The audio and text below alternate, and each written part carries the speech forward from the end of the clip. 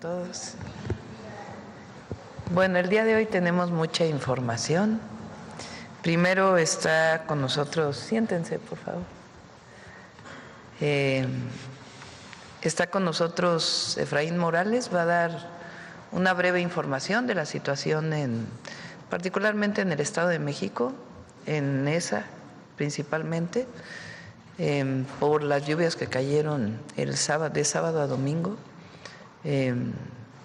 Y todavía en esa tenemos varios problemas. Está ahí el gobierno del estado y ha estado con agua, pero para todos los que nos escuchan en Nezahualcóyotl, el Estado de México, que puedan tener la información directa por parte de Efraín, que está trabajando con agua, y también de Ariadna, que vamos a entrar ya con apoyo de bienestar para todas las familias que en este momento todavía tienen muchos problemas de anegación de agua. Bueno, eso sería primero. Después es lunes de bienestar, entonces informa Ariadna, Marat sobre Jóvenes Construyendo el Futuro y Pamela sobre La Escuela es Nuestra, de manera muy breve. Y después, hoy es el Día Nacional del Maíz, entonces sin maíz no hay país. Informa Alicia Bárcenas, va a hacer una presentación de lo que significa el maíz para nuestro país y las variedades.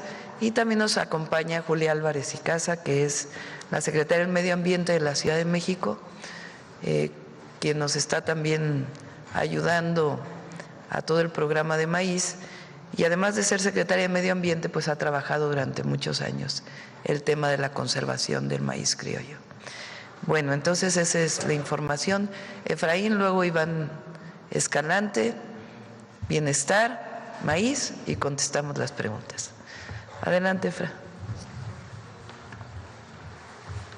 Con su permiso, Presidenta, muy buenos días a todas y a todos. Queremos informar el día de hoy sobre las afectaciones ocurridas con motivo de las lluvias del pasado sábado 27. Como ustedes saben, primero señalar que se trató de un hecho atípico. Estamos hablando de una de las lluvias más fuertes ocurridas en las últimas décadas, la lluvia más fuerte que se tuvo este año en la zona metropolitana del Valle de México.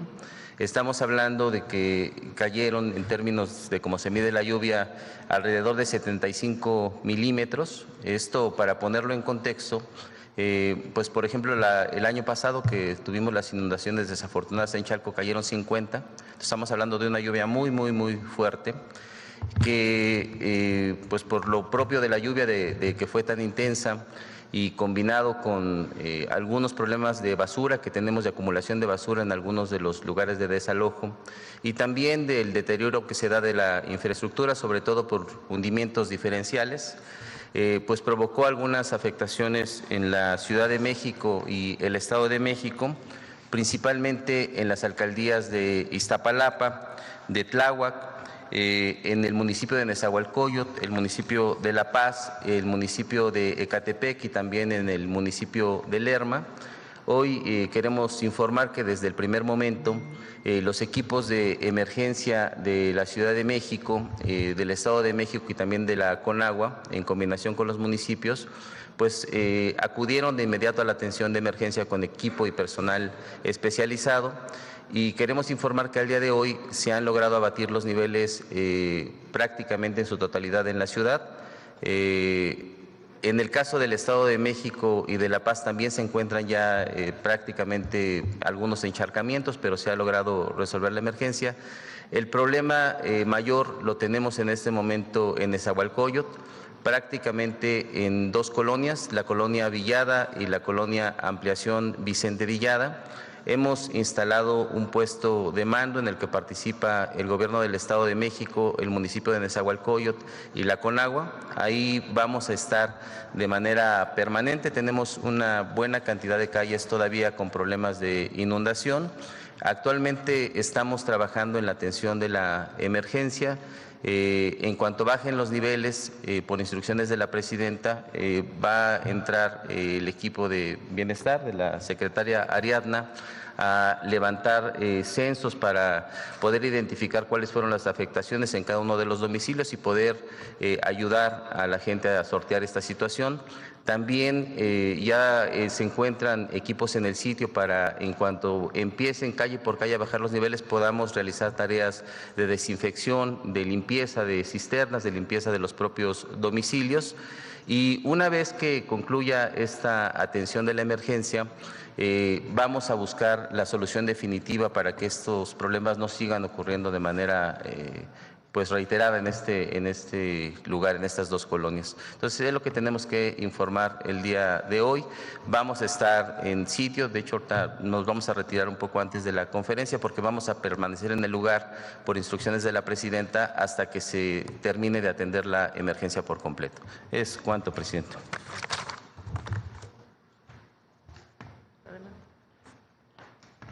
Efraín se retira porque se va para allá, pero contestamos sus preguntas. Igual Bienestar va a estar en las colonias en donde ya se puede entrar, ya está a partir del día de hoy levantando censo junto con el gobierno de la ciudad y el gobierno del Estado de México, y vamos a apoyar a todas las familias. Adelante, Iván. Muchas gracias, presidenta. Con su permiso, muy buenos días a todas y a todos quienes quieren los precios. Iniciamos con buenas noticias. Finabien sigue posicionándose como la mejor remesadora en la modalidad de depósito a cuenta o transferencia. Recordar que en la página de internet de Profeco hay una plataforma, hay una calculadora en donde pueden hacer ahí un simulacro de cuántos dólares estarían enviando y cuánto se traduciría en pesos a partir de dos indicadores, el promedio de comisión y el promedio de tipo de cambio que cada una de estas remesadoras maneja. Entonces, Finabien sigue posicionándose en esta modalidad como la mejor remesadora. Le vamos a poner una palomita. Y en este caso, Ria Money Transfer es la que menos pesos da por los dólares de los paisanos. Le vamos a poner un tache. Y recordar que en la página de internet está la información completa del monitoreo de todas las remesadoras que existen en el mercado. Adelante.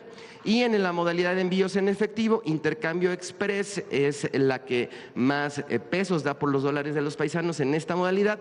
En el mismo ejercicio de 400 dólares estaría dando 7,524,19. Le vamos a poner una palomita.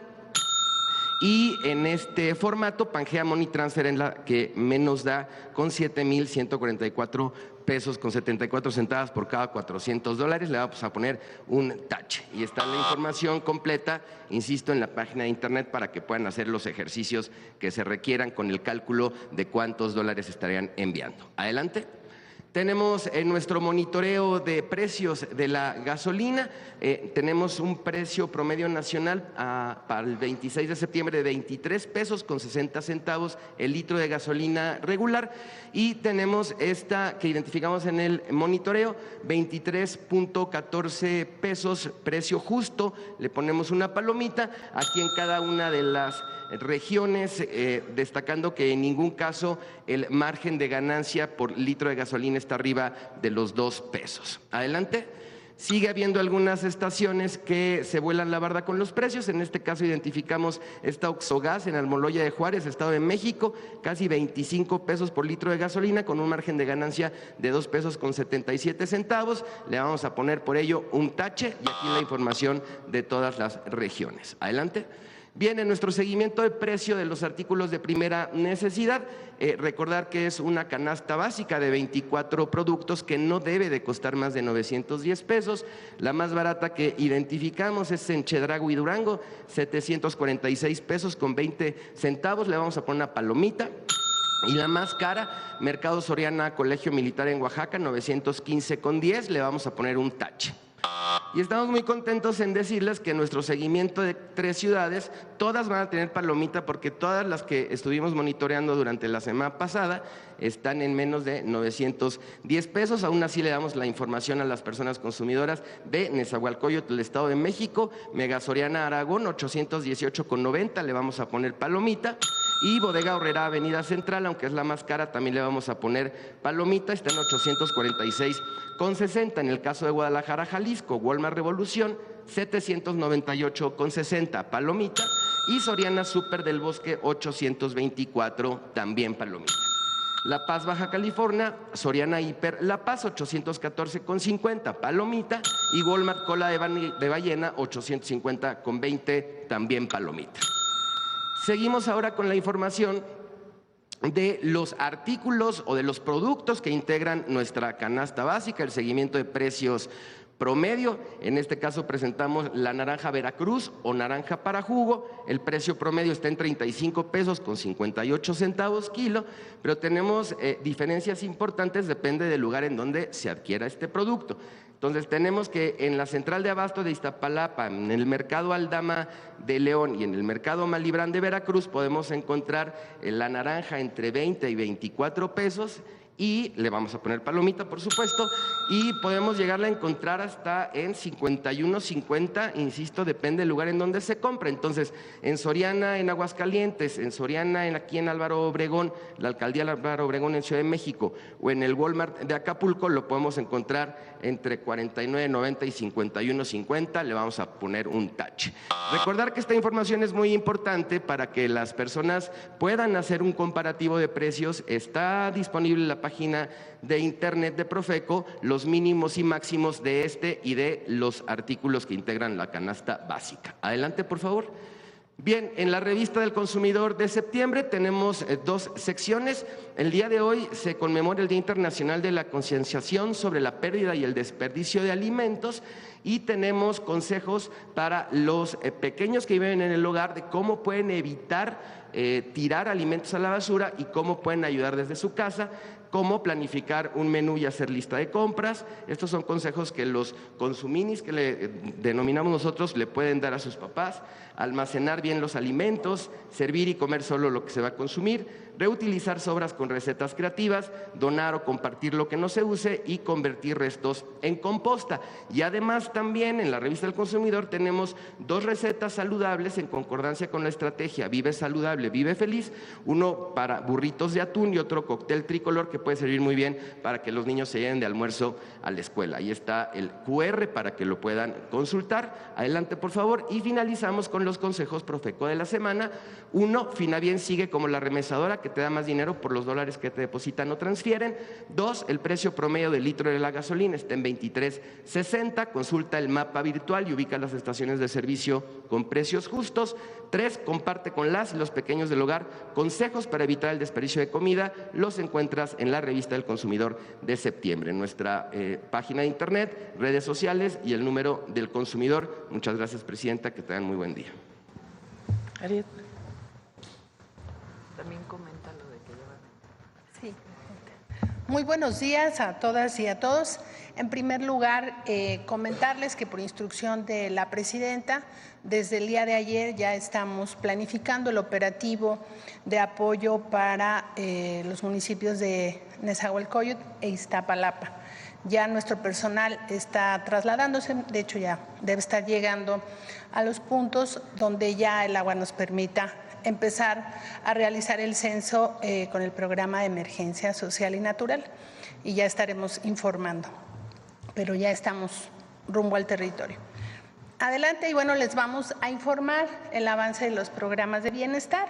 Concluimos el pago de septiembre-octubre, 16.400.000 personas recibieron su apoyo con una inversión de 92.358 millones de pesos. Esto es lo que respecta al pago del quinto bimestre de este año. Solo nos restaría el siguiente apoyo, que es en el mes de noviembre.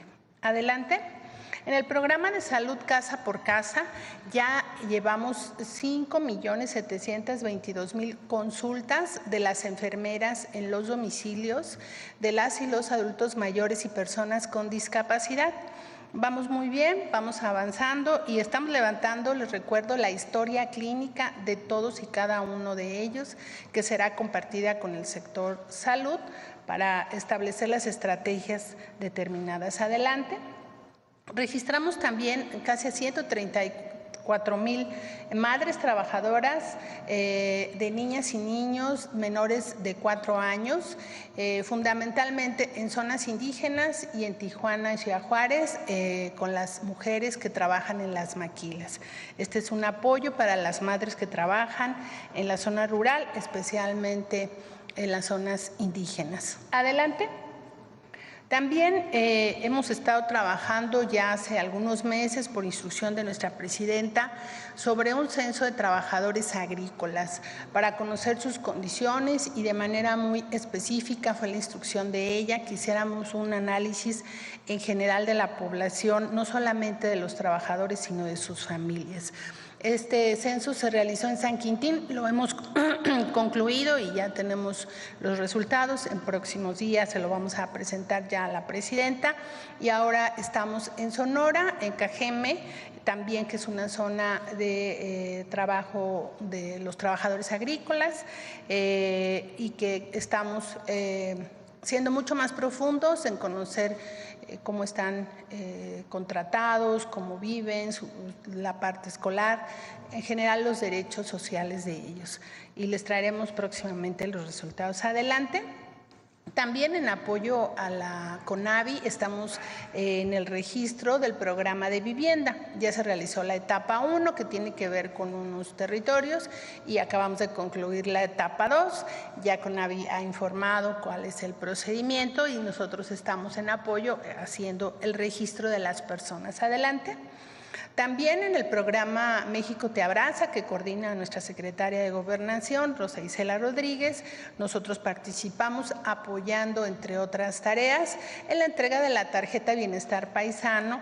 En este momento estamos casi llegando a 63,000 connacionales que han recibido este apoyo para que puedan retornar a sus lugares de origen. Adelante.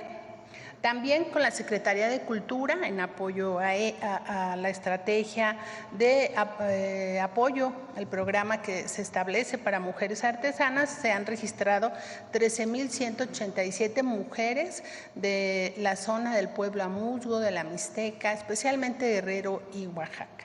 Adelante. Y como saben, hemos estado presentes desde que aconteció el huracán Otis en Acapulco, con distintas acciones, el apoyo a los afectados en su momento y fenómenos que han venido sucediendo en tiempo posterior al huracán Otis, pero nos comprometimos a realizar la pinta de las viviendas y lo estamos haciendo. Llevamos ya más de 60,000 viviendas y ahora les trajimos las fotos de una estrategia que se está trabajando de murales con artistas locales, que esta estrategia la llevamos en conjunto con el gobierno del estado. Y también, adelante, estamos realizando la pintura, no solamente en las viviendas, sino también en la costera. Estamos ayudando a Fonatur en esta estrategia de revitalización del puerto de Acapulco. Adelante. Y algo muy importante, como lo ha venido anunciando nuestra presidenta, en el mes de octubre vamos a iniciar la entrega de las tarjetas de pensión Mujeres Bienestar. Adelante. Ajustamos la fecha entre el 7 de octubre y el 7 de noviembre. Entregaremos casi 2 millones de tarjetas, que son las mujeres que se registraron a esta pensión en el mes de agosto. Vamos a publicar esta semana en la página de la Secretaría de Bienestar el buscador Concur para que sepan día, hora y lugar, pero también les vamos a mandar un mensaje SMS al celular que nos dejaron como medio de comunicación para decirles el día de su cita. Adelante. ¿Qué tienen que llevar para recibir su tarjeta? Esto es muy importante. Asistir el día indicado, fecha, hora y lugar. Si alguien no puede ir ese día, en las fechas de atención a rezagados se puede hacer. Llevar identificación oficial con fotografía. Nos dejan una copia, pero hay que llevar la original para cotejo. La entrega del talón morado, que es su recibo que les entregamos el día que se registraron. Ahí se les tomará una fotografía en el momento de la entrega de su tarjeta para que nosotros constatemos que ha sido entregada a la persona correcta. La tarjeta solo se entrega al derechohabiente, a la derechohabiente. Si no puede asistir por un tema de salud, vamos a su casa a hacer la entrega. Pero como es la entrega por primera vez del plástico, no podemos entregarlo a otra persona. Tiene que ser, en este caso, a la compañera, a la mujer que se ha registrado. Y bueno, se va a entregar esta tarjeta, muy importante, es un sobre cerrado, nos firman un acuse y a partir de ahí es de su administración personal y pueden usar esta tarjeta en cualquier banco del bienestar o en otro banco de los bancos privados, y también pueden comprar en las tiendas y hacer transferencias electrónicas. Es cuanto, Presidenta. Y trajimos un video.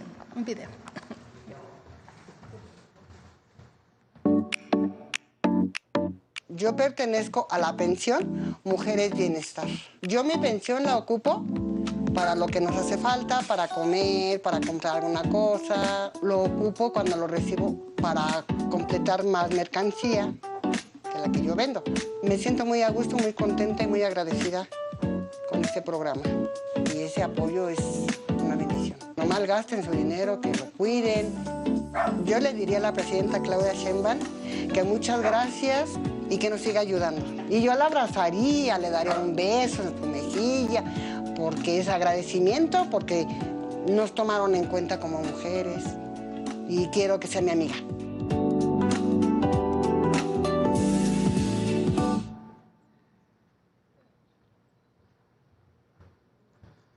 Muy buenos días a todas y todos, con su permiso, Presidenta. Para informar sobre el programa Jóvenes Construyendo el Futuro, un programa del Gobierno de México que atiende a jóvenes entre 18 y 29 años que no estudian y no trabajan, priorizando a aquellos que viven en zonas de mayor incidencia delictiva, de mayor pobreza, facilitando así su incorporación en centros de trabajo, en empresas, talleres, tiendas, negocios, para que puedan capacitarse a lo largo de ese año. El programa funciona a través de una colaboración entre el Gobierno de México, los centros de trabajo o empresas y las y los jóvenes. Durante el tiempo de capacitación, el cual puede ser hasta de un año, el Gobierno de México les otorga de manera directa y sin intermediarios una tarjeta del Banco del Bienestar en donde van a recibir el apoyo económico equivalente al salario mínimo, que en el año 2025 es de 8,480 pesos, y hay que destacar que este monto se actualiza año con año de igual manera como se actualiza el salario mínimo. De igual forma, los jóvenes reciben su incorporación en el seguro médico del IMSS por cobertura que se otorga en caso de enfermedades, de accidentes y también de maternidad.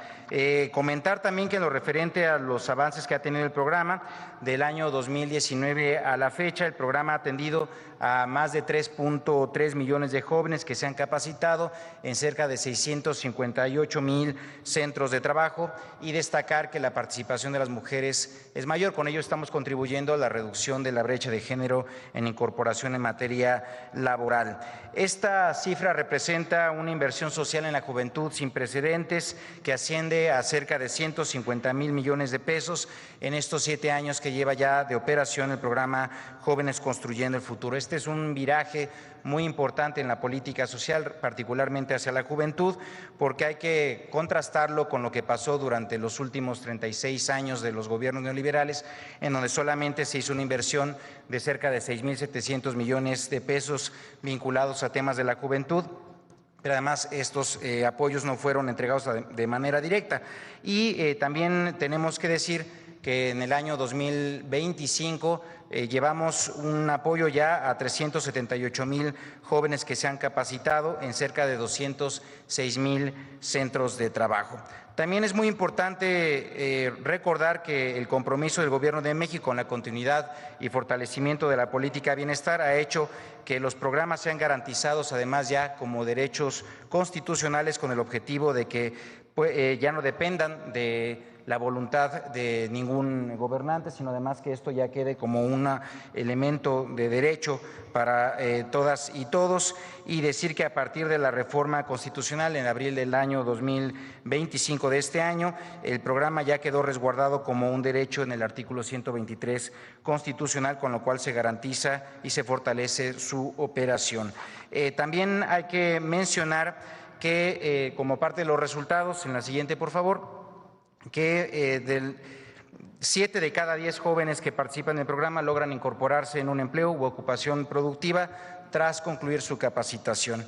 Además, en la reciente encuesta nacional de ingreso y gasto de los hogares que se publica en este año, referente al año 2024, que realiza el INEGI, mostró datos con mucha relevancia de los resultados de la política social y económica implementada en nuestro país desde finales del año 2018. El dato más relevante es el que ya ha mencionado la presidenta en varias ocasiones sobre la disminución de la pobreza en nuestro país en un 12.3%, lo que significa que 13.4 millones de mexicanas y mexicanos salieron de la condición de pobreza en tan solo 6 años. Esto no había sucedido anteriormente y esto ha sido posible a las acciones que han permitido que se distribuya mejor la riqueza, siendo los programas para el bienestar una herramienta fundamental para la gente que lo recibe. Y en ese sentido, comentar que el programa Jóvenes Construyendo el Futuro, con los datos de esta encuesta, encontró que las personas que participaron tuvieron 2.5 veces mayor éxito en encontrar un empleo comparadas con aquellas personas jóvenes que no participaron en él. Y de igual manera se señala a través de esta encuesta que en general el programa incrementa 43.2% la posibilidad de encontrar un empleo para quienes estuvieron en el programa. Por último, se informa que la próxima fecha de apertura para nuevas vinculaciones y última de este año será el 1 de octubre, en el cual se abrirán 65,000 espacios para que las y los jóvenes puedan capacitarse, y recordar además que el día de ayer, domingo 28 de septiembre, fue el día de pago de los jóvenes. Por último, presidenta, presentar un video sobre la experiencia de una joven y su participación en el programa. Es cuanto. Mi nombre es Vania Flores, tengo 24 años de edad. Nos encontramos en el Hotel Las Brisas, Acapulco de Juárez Guerrero. Estoy en el área de sistemas como auxiliar en tecnología de la información o auxiliar de sistemas aquí mismo en el hotel. Entre las actividades que realizo en mi capacitación, pues varias, son diversas. Entre ellas está la configuración de dispositivos de cómputo, equipos de cómputos y entre otros dispositivos, un poco de cableado estructurado, monitoreo de la red y pues la atención a sistemas que son propios o se implementan aquí en el hotel. El programa lo que nos da es la oportunidad de poder tener un primer contacto para posteriormente seguir creciendo, no quedarnos solamente en un inicio o despilfarrar el dinero que nos están invirtiendo, ¿sabe? Porque no nada más es del gobierno, sino de toda la sociedad que está apostando por la juventud. Quiero darle primeramente las gracias a la presidenta por darnos esta oportunidad al poder tener experiencia laboral previa y algunos que somos recién egresados para poder emplearnos y continuar capacitándonos, continuar creando experiencia, continuar demostrando a la sociedad de que somos capaces.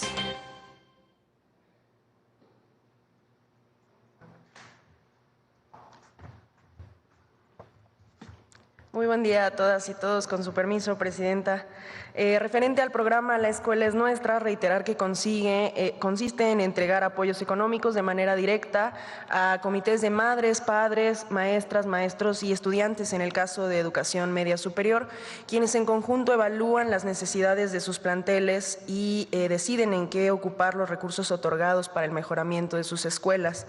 En este año se asignaron 25,000 millones de pesos para la mejora de los espacios educativos a través de los comités escolares de administración participativa, en beneficio de aproximadamente 8.1 millones de estudiantes. De este presupuesto asignado ya realizamos la dispersión de 22,048 millones de pesos a 63,252 escuelas de educación básica, y con respecto al nivel medio superior, en atención al compromiso de nuestra presidenta de ampliar el programa a este nivel educativo, la atención alcanzada en este primer año de operación representa el 51% de planteles de este nivel en el país, significando un beneficio a 6,050 escuelas de este nivel. Y es así como lograremos en este año en conjunto, entre básica y media superior, la cobertura del 37% de escuelas en el país. En la siguiente lámina se desglosan las escuelas beneficiadas y la inversión social por entidad, destacando la atención prioritaria en escuelas en condiciones más vulnerables, ubicadas principalmente en Chiapas, Guerrero y Oaxaca. Y para el caso de la Ciudad de México es importante mencionar que la incorporación corresponde únicamente al nivel medio superior, ya que en el nivel básico el programa Mejor Escuela se implementa desde la administración de la presidenta como jefa de gobierno de la Ciudad de México. Conforme al calendario operativo que se presentó anteriormente, la semana pasada concluimos la conformación de 6,470 comités adicionales en estas escuelas, tanto de básica como de media superior, los cuales están próximos a recibir su medio de pago del Banco del Bienestar en el mes de octubre y su dispersión en el mes de noviembre. Con ello culminaremos con el presupuesto restante en este ejercicio fiscal y es muy importante destacar la participación de los comités, de las comunidades escolares, debido a que en las asambleas no solo eligen a sus representantes, sino que también realizan en conjunto la identificación de las necesidades que ayudan a prever los posibles usos del recurso y la planificación de los mismos. Asimismo, referir que en el caso de que decidan utilizar sus recursos en obras mayores en sus escuelas, es obligatorio contar con la asistencia técnica para garantizar la seguridad de las niñas, niños, jóvenes, maestras y maestros. Esta asesoría la pueden solicitar con quien o quienes los comités escolares elijan, sin imposición e intermediarios o proveedores, personal técnico o constructoras. Es cuanto, Presidenta.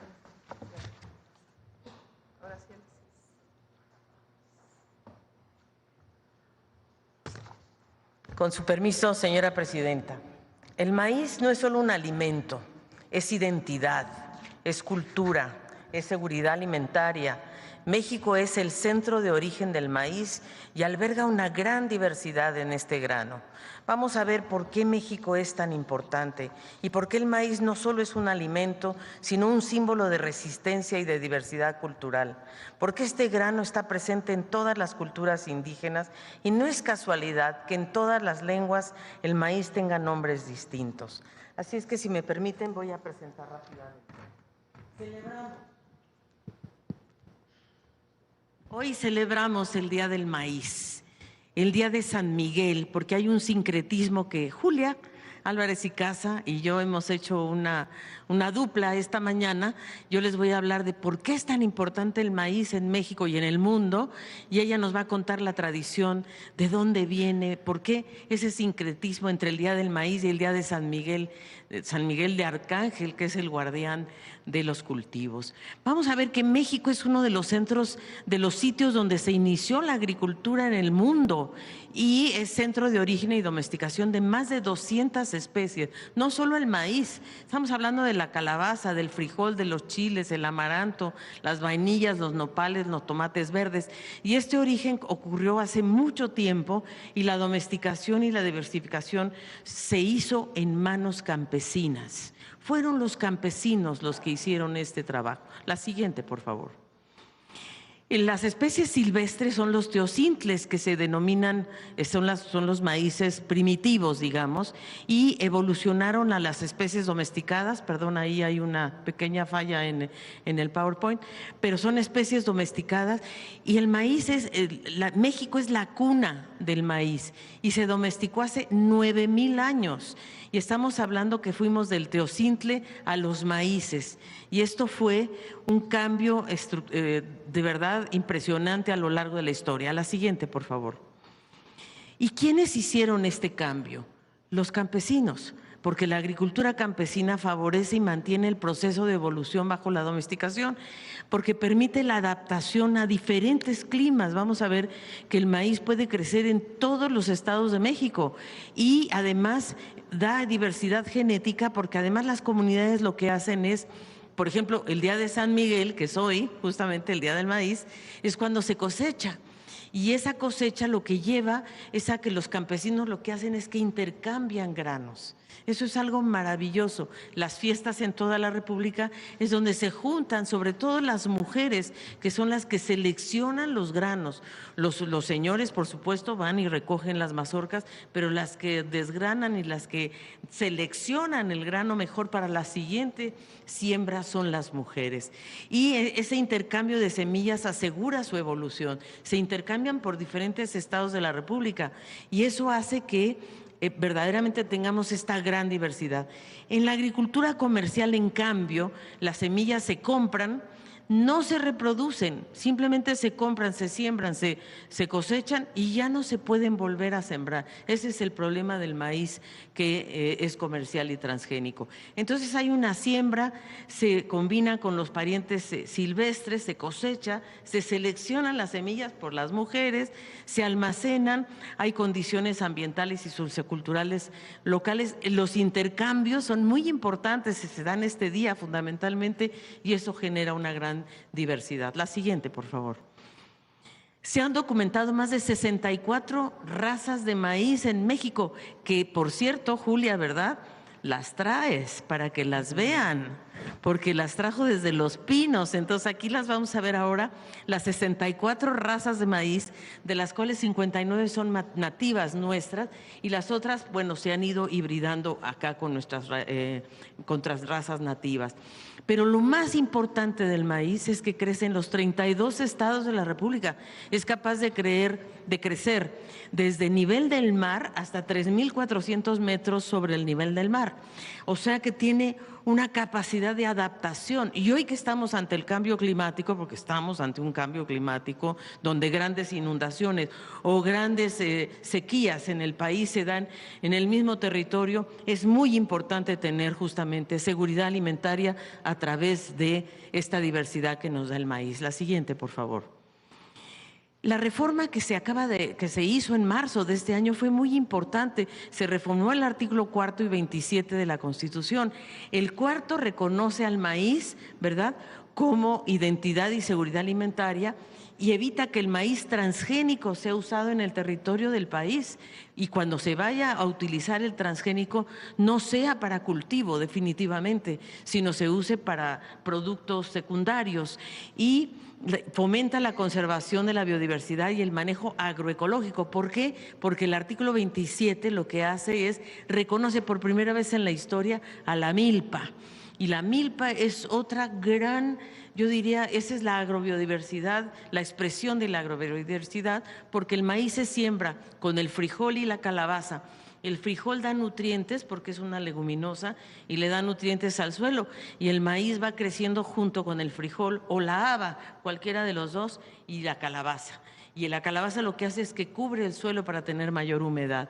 Entonces, el artículo 27 reconoce a la milpa y el cuarto fortalece, entonces, ambos artículos fortalecen la soberanía alimentaria y sobre todo protegen a nuestros campesinos y campesinas y a nuestros pueblos indígenas. Y desde luego promueve la investigación, qué duda cabe, y sobre todo hace que el maíz y sus parientes silvestres se hayan convertido en patrimonio biológico, económico y cultural. Hoy celebramos justamente el Día del Maíz, es un orgullo nacional y por eso la siguiente, y es la última, lo que tenemos es que agradecerles a las familias campesinas, a las familias indígenas, que son quienes promueven y mantienen nuestra agrobiodiversidad. Así es que son a ellos y a ellos a los que tenemos que agradecerles hoy que tenemos esta enorme riqueza natural. Y por supuesto Julia nos va a contar la tradición misma de por qué en las casas hoy aparece el pericón. Todos ustedes han visto el pericón, ¿no? En las casas, o por lo menos en los estados de Morelos, de México, está el pericón en todas las casas y Julia nos va a contar por qué. Adelante, Julia. Gracias, presidente. ¿Quieres que traiga? Sí, creo que sí. ¿Por qué no traes nada?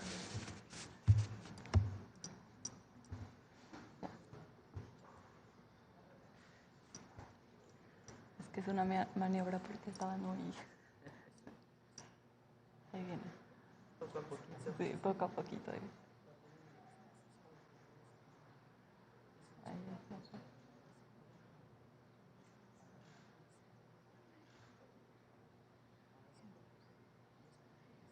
Sí, gracias. Gracias. Ahí vienen los protagonistas. Como entrada triunfal. Gracias, compañero. Gracias. Con su permiso, Presidenta, escribí unas breves líneas solo para complementar lo que ya decía la secretaria del Medio Ambiente, Alicia Bárcenas, en este día tan especial. 29 de septiembre, Día Nacional del Maíz. Hoy en diversos rincones del país, las entradas de las casas amanecen con cruces de flores de pericón, puestas en puertas y ventanas, incluso coches y por supuesto milpas. Hoy, las flores de pericón anuncian la llegada de la cosecha y el corte de los primeros elotes. Hoy, pues, en cientos de pueblos y comunidades se festeja al maíz y a San Miguel Arcángel, celebraciones de prosperidad y abundancia que se pinta de amarillo pericón. Desde la Sierra de Nayarit, donde se siembra el elote jala, famoso por su tamaño, hasta el Cacahuacintle, en Topilejo, aquí, a unas cuantas alcaldías de distancia. Cacahuacintle, el que todos elegimos en el carrito de los elotes por su grano grande y carnoso, harinoso, le dicen en los pueblos. Por su composición de almidón, el preferido para los esquites y el pozole. 29 de septiembre, un día para rendir homenaje al maíz, nuestro grano sagrado, que se siembra desde lo más al norte de México hasta la frontera con Belice y Guatemala, en todas las latitudes, desde nivel del mar hasta 3.500 metros de altura. Pero es también un homenaje, como decía Alicia, a los campesinos y campesinas que lo cultivan y al sistema milpa, que en su conjunto hace de su dieta la más completa en carbohidratos, fibra y proteína y también vitaminas. No por nada, quienes vienen de lejos dicen que en México huele a maíz. ¿Y a qué otra cosa podíamos oler si en este mismo momento, mientras transcurre esta conferencia mañanera, en muchas esquinas de esta misma ciudad, miles de trabajadores y trabajadoras están comprando un atole y un tamal antes de llegar a su trabajo? Niñas y niños estarán o habrán desayunado una quesadilla antes de salir de casa para ir a la escuela. Almorzarán tlacoyos o sopes y echarán, aunque sea un taco, como se dice, más al rato. Somos un país megadiverso, del tamaño de 64 razas de maíz. Como megadiversa es nuestra cultura, nuestras lenguas, nuestra gastronomía y nuestros ecosistemas. Y en esta diversidad, en cada grano de maíz está la riqueza genética de miles de años de intercambio que hacen que aquí en nuestro país no solo se haya domesticado el maíz y sea hoy uno de los 8 centros de origen del mundo, sino que en cada mazorca se encuentre la seguridad genética del grano que hoy representa el cultivo más sembrado a nivel mundial. Repito y agrego, México le dio al mundo el cultivo más sembrado a nivel mundial. Por lo tanto, en México se encuentra in situ el mayor banco de germoplasma a nivel mundial. Podemos afirmar también que su conservación viva, no solo en museos o en grandes colecciones, sino en cada ciclo agrícola, es hoy un tema de seguridad alimentaria, no solo para México, sino para el mundo entero. Para terminar, decir que este día nos recuerda una razón más para sentirnos profundamente orgullosos de ser mexicanas y mexicanos. Hijos e hijas del maíz que le han aportado al mundo este grano que le da de comer, sin lugar a equivocarnos, a millones de personas en el planeta. Con su permiso, Presidenta, no quisiera dejar de nombrar y en forma de homenaje traer un segundo a este recinto.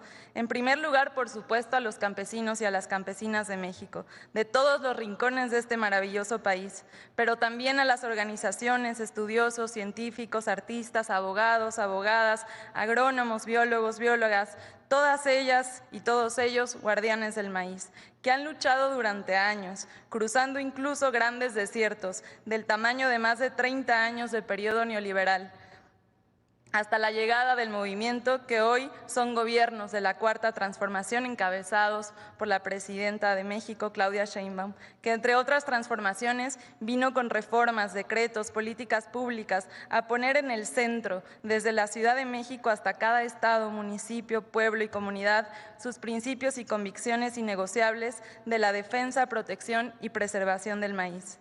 Que retiemble en sus centros la tierra, o como decimos nosotros, que se escuche fuerte para que se oiga claro.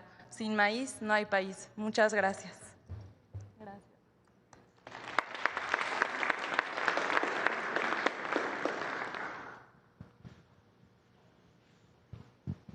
Estas variedades, bueno, aquí viene su nombre común, si después de la conferencia quieren acercarse. Por ejemplo, este es elotes occidentales. Este se llama ancho, harinoso de 8, uruapeño. Si no hubiéramos puesto en la Constitución que está prohibido en México sembrar maíz transgénico, todas estas variedades estarían en riesgo. Y estas variedades pues son por miles de años domesticadas por primero los pueblos originarios y ahora pues en general por los campesinos, pero son miles de años que nos dieron todas estas variedades. Si no las cuidamos, se pueden perder. Por eso la reforma constitucional es fundamental. Y ahora ya muy pronto vamos a presentar un programa todavía más ambicioso, además de producción para el bienestar y el apoyo de fertilizantes gratuitos para apoyar el cultivo de maíz criollo, el maíz originario de México. Bueno, sin maíz no hay país. Ahora sí vamos a sus preguntas. A ver, vamos a todos los temas del día de hoy, que son muchísimos. A ver, déjenlos ahí, sí. ¿No? Adelante. Buenos días, Presidenta. José Manuel Fuentes, de Capital 21, corazón de la capital. Preguntarle sobre el tema del maíz, sobre todo porque también aprovechar que está la Secretaria de Medio Ambiente de la Ciudad de México, preguntarle qué opina de esta tortillería que inauguró la jefa de gobierno, Clara Brugada, con maíz nativo. El fin de semana adelantaba la jefa que se van a instalar más tortillerías. ¿Cómo ve esta propuesta? Y también, ¿qué haría su gobierno para también proteger el maíz nativo? Es muy importante. Fíjense, el maíz a partir de 94, del tratado comercial, del primer tratado, del Tratado de Libre Comercio, en México se vende a partir del precio que está establecido en la Bolsa de Valores de Chicago. La Bolsa de Valores de Chicago no tiene diferencia entre este maíz y el maíz amarillo transgénico. Entonces, la producción de maíz amarillo transgénico en los Estados Unidos pues tiene un costo menor en su producción que el costo que tiene producir estos maíces. Por eso había gente que decía pues que entre el maíz transgénico a México.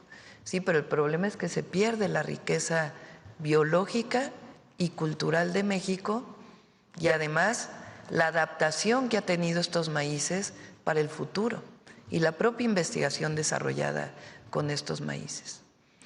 Entonces, hay años, por ejemplo, que el kilo o la tonelada de maíz está en 7,500 pesos, como en el 21 o en el 22.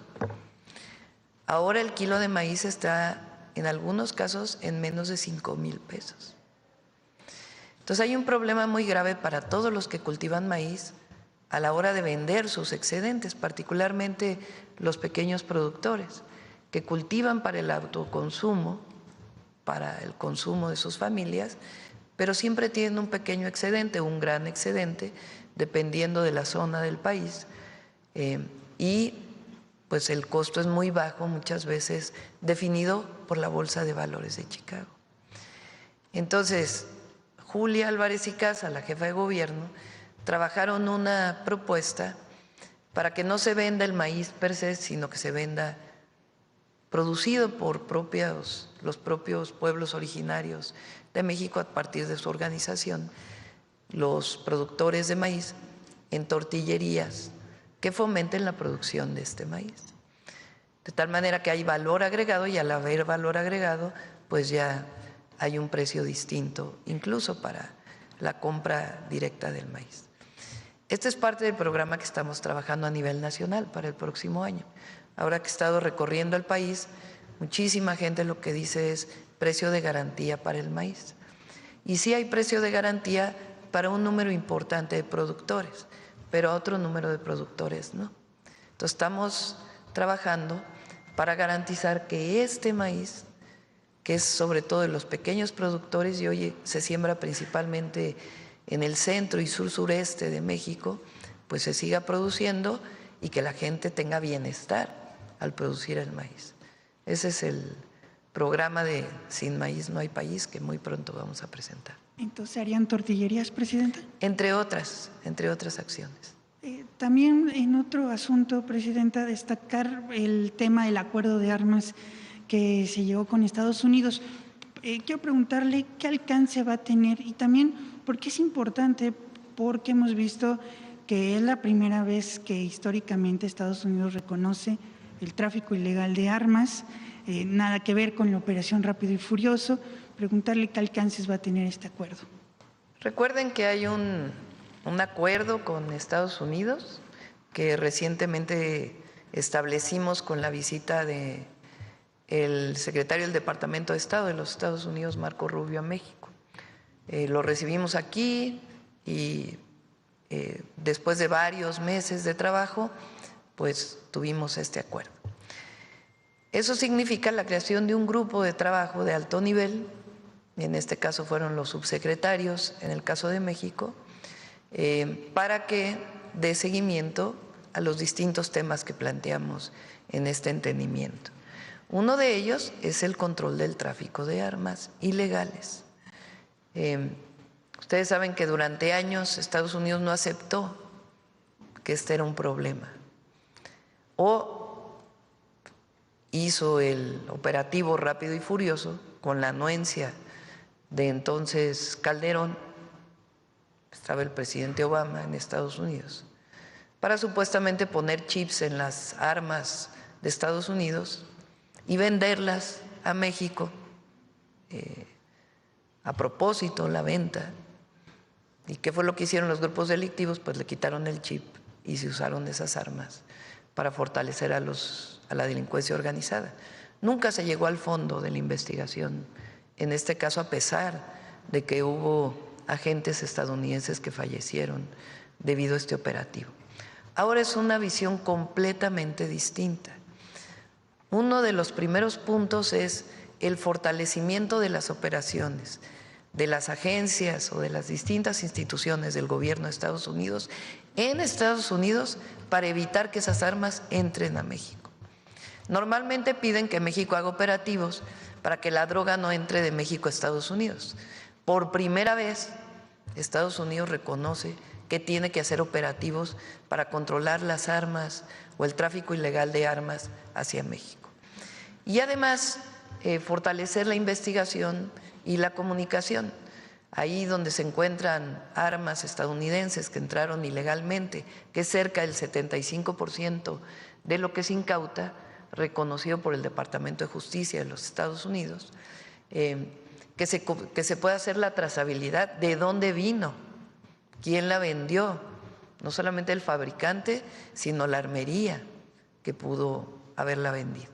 Entonces es un acuerdo muy importante, se llama Barrera a las Armas o al Fuego, y es un primer acuerdo adicional o un primer entendimiento relacionado con el entendimiento marco que llegamos recientemente con el gobierno de Estados Unidos.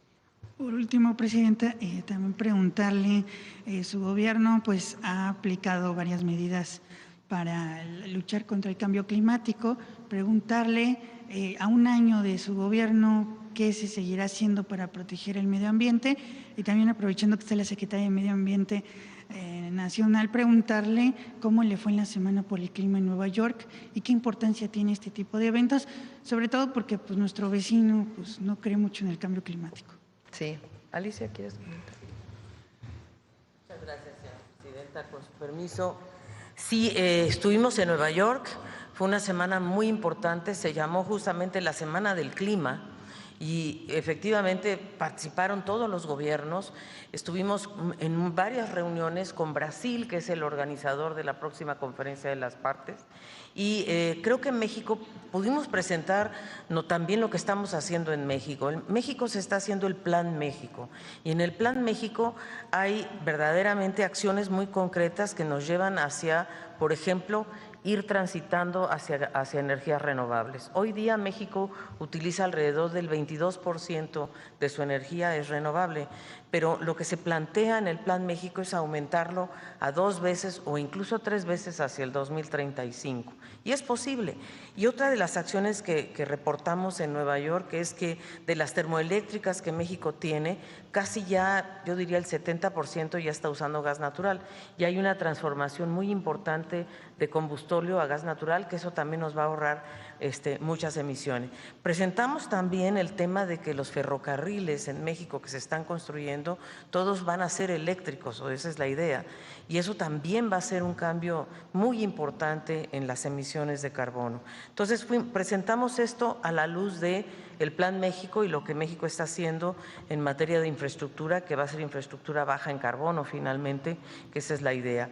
También hubo una cosa muy importante que se llamó Bosques Tropicales para Siempre, que es una iniciativa de Brasil que se llama TFF, y donde nosotros nos estamos sumando con la reciente acción que se tomó entre Guatemala, México y Belice, Bernardo Arévalo, presidente de Guatemala, John Briceño, primer ministro de Belice, y nuestra presidenta Claudia Sheinbaum.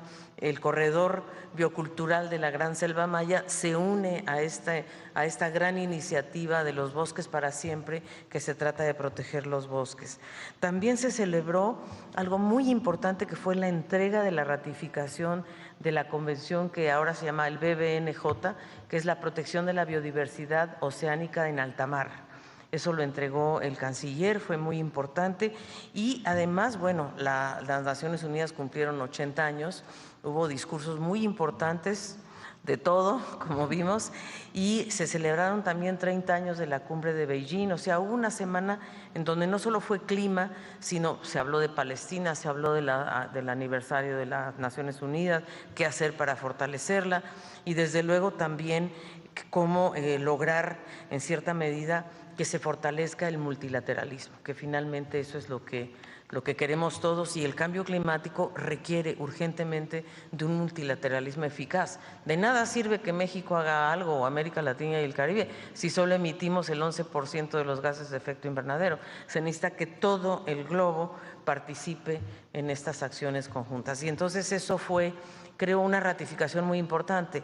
Digo, todos los gobiernos que estuvimos ahí, excepto uno, están totalmente, yo diría, orientados a hacer este cambio, que es urgente. Lo estamos viviendo en México. O llueve y nos inundamos, o estamos en zonas áridas que no tienen lluvia. Eso es cambio climático. Muchas gracias.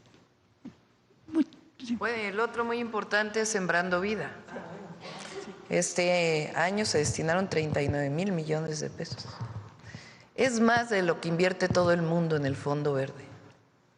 Se hace mucha laraca de un fondo verde en el que invierte en todos los países, pues México invierte más que todos los países del mundo en un programa para reforestar, conservar la biodiversidad, porque Sembrando Vida también implica la conservación de la biodiversidad en general y particularmente del maíz. Entonces, Sembrando Vida pues es un proyecto único en el mundo. Muchas gracias, presidenta. A ver, a ver quién más. A ver acá, la compañera y luego Carlos. La compañera acá. Gracias, presidenta. Buenos días. Karina Aguilar, de Diario 24 Horas.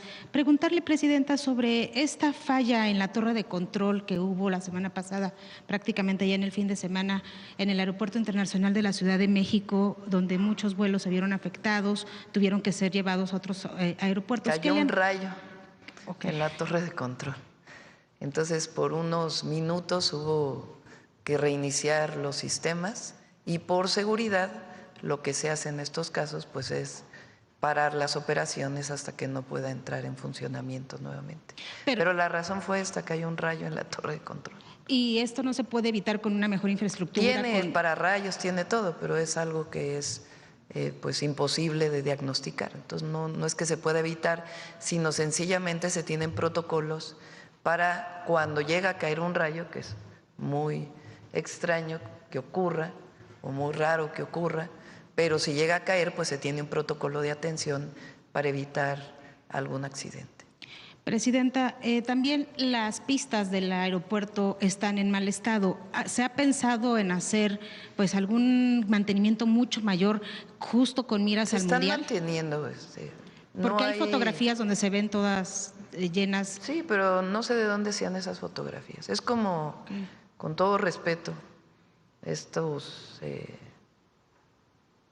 algunos medios, un periodista, ya ni voy a decir su nombre, que dicen que la culpa de que se haya inundado el oriente es los gobiernos de Morena.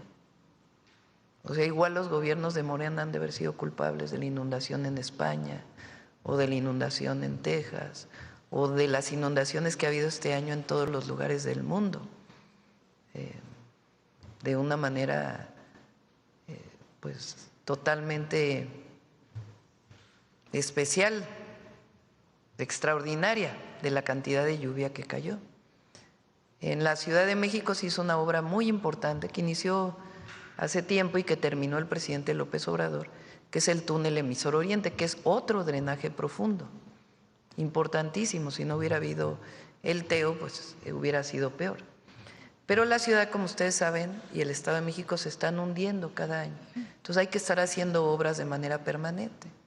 El reciente sistema de drenaje que se hizo en Chalco, pues ha evitado ahora que se inunde Chalco, y estamos analizando junto con la Ciudad de México y el Estado de México para ver particularmente esta zona del oriente donde está el Puente de la Concordia y también el límite entre Iztapalapa y Neza para evitar inundaciones hacia adelante. Pero se ha trabajado mucho, pero son lluvias extraordinarias, pues provocadas, entre otras razones, por la situación de cambios en el clima.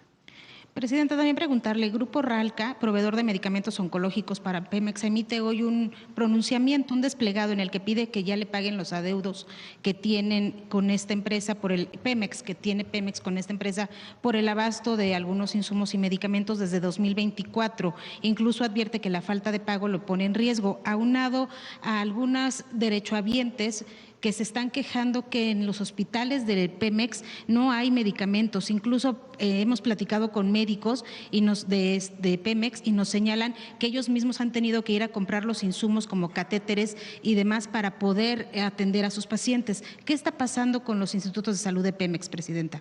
Se está haciendo un programa igual que en el resto de los hospitales del IMSS Bienestar para que pueda haber el abasto de medicamentos, tanto en el primer nivel como en el segundo nivel. Se está atendiendo, que por cierto hay 85% de abasto, y las rutas de la salud han funcionado y el esquema de distribución de medicamentos ha cambiado por completo el esquema de abastecimiento y de la cantidad de medicamentos que tienen los centros de salud y los hospitales.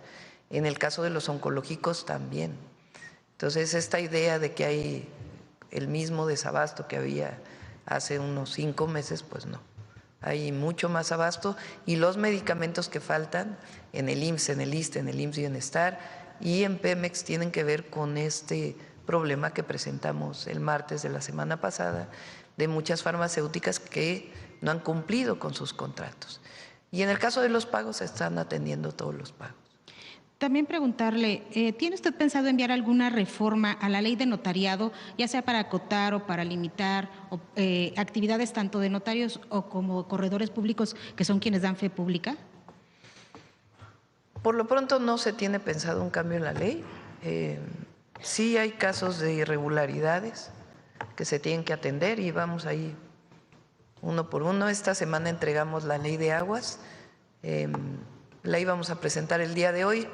Ayer estaban trabajando, pero pues producto de las lluvias Conagua destina pues todo su equipo a este tema de atención a la gente, más bien de este tema de atención a la gente, pero esta semana se va a estar enviando la ley de aguas. También preguntarle, hay un lote de 50 instrumentos musicales que fueron donados por Suiza, que fueron detenidos en las aduanas. El gobernador de Chiapas, incluso Eduardo Ramírez, pues ya ha pedido a la Federación que le apoye porque decían que no les iban a permitir ingresar esta donación hecha por Suiza a comunidades chiapanecas de instrumentos musicales y que incluso los iban a destruir. ¿Sabe usted algo al respecto? No tenía conocimiento, pero pues está mal, si es así está mal y vamos a revisarlo. Ahí le encargamos desde aquí al director de aduanas que lo atienda. Gracias, presidenta. Gracias. Y que nos informe para ver exactamente qué está pasando. Bueno, a ver, ¿quién más? Carlos. Doctora, buen día. Carlos Guzmán de 4 Media Telecomunicaciones, Veracruz. Sí me gustaría aprovechar el tema del Día del Maíz. Por desgracia, por fortuna, tengo el conocimiento técnico agropecuario, es mi primera carrera. Consultarle justamente tanto a la secretaria Semarnat como a Julia. El tema obviamente es muy importante, el de conservar el maíz nativo. Son dos preguntas en una sola. La primera, se había mencionado que se iba a construir un banco grande de germoplasma aparte del que se tenía para el tema del frijol. Sin embargo, estaría en Zacatecas. Es consultarle cómo va el avance de si es que… Bueno, cuando estuvimos en la Ciudad de México hicimos un banco de germoplasma, ahora le toca a Julia cuidarlo.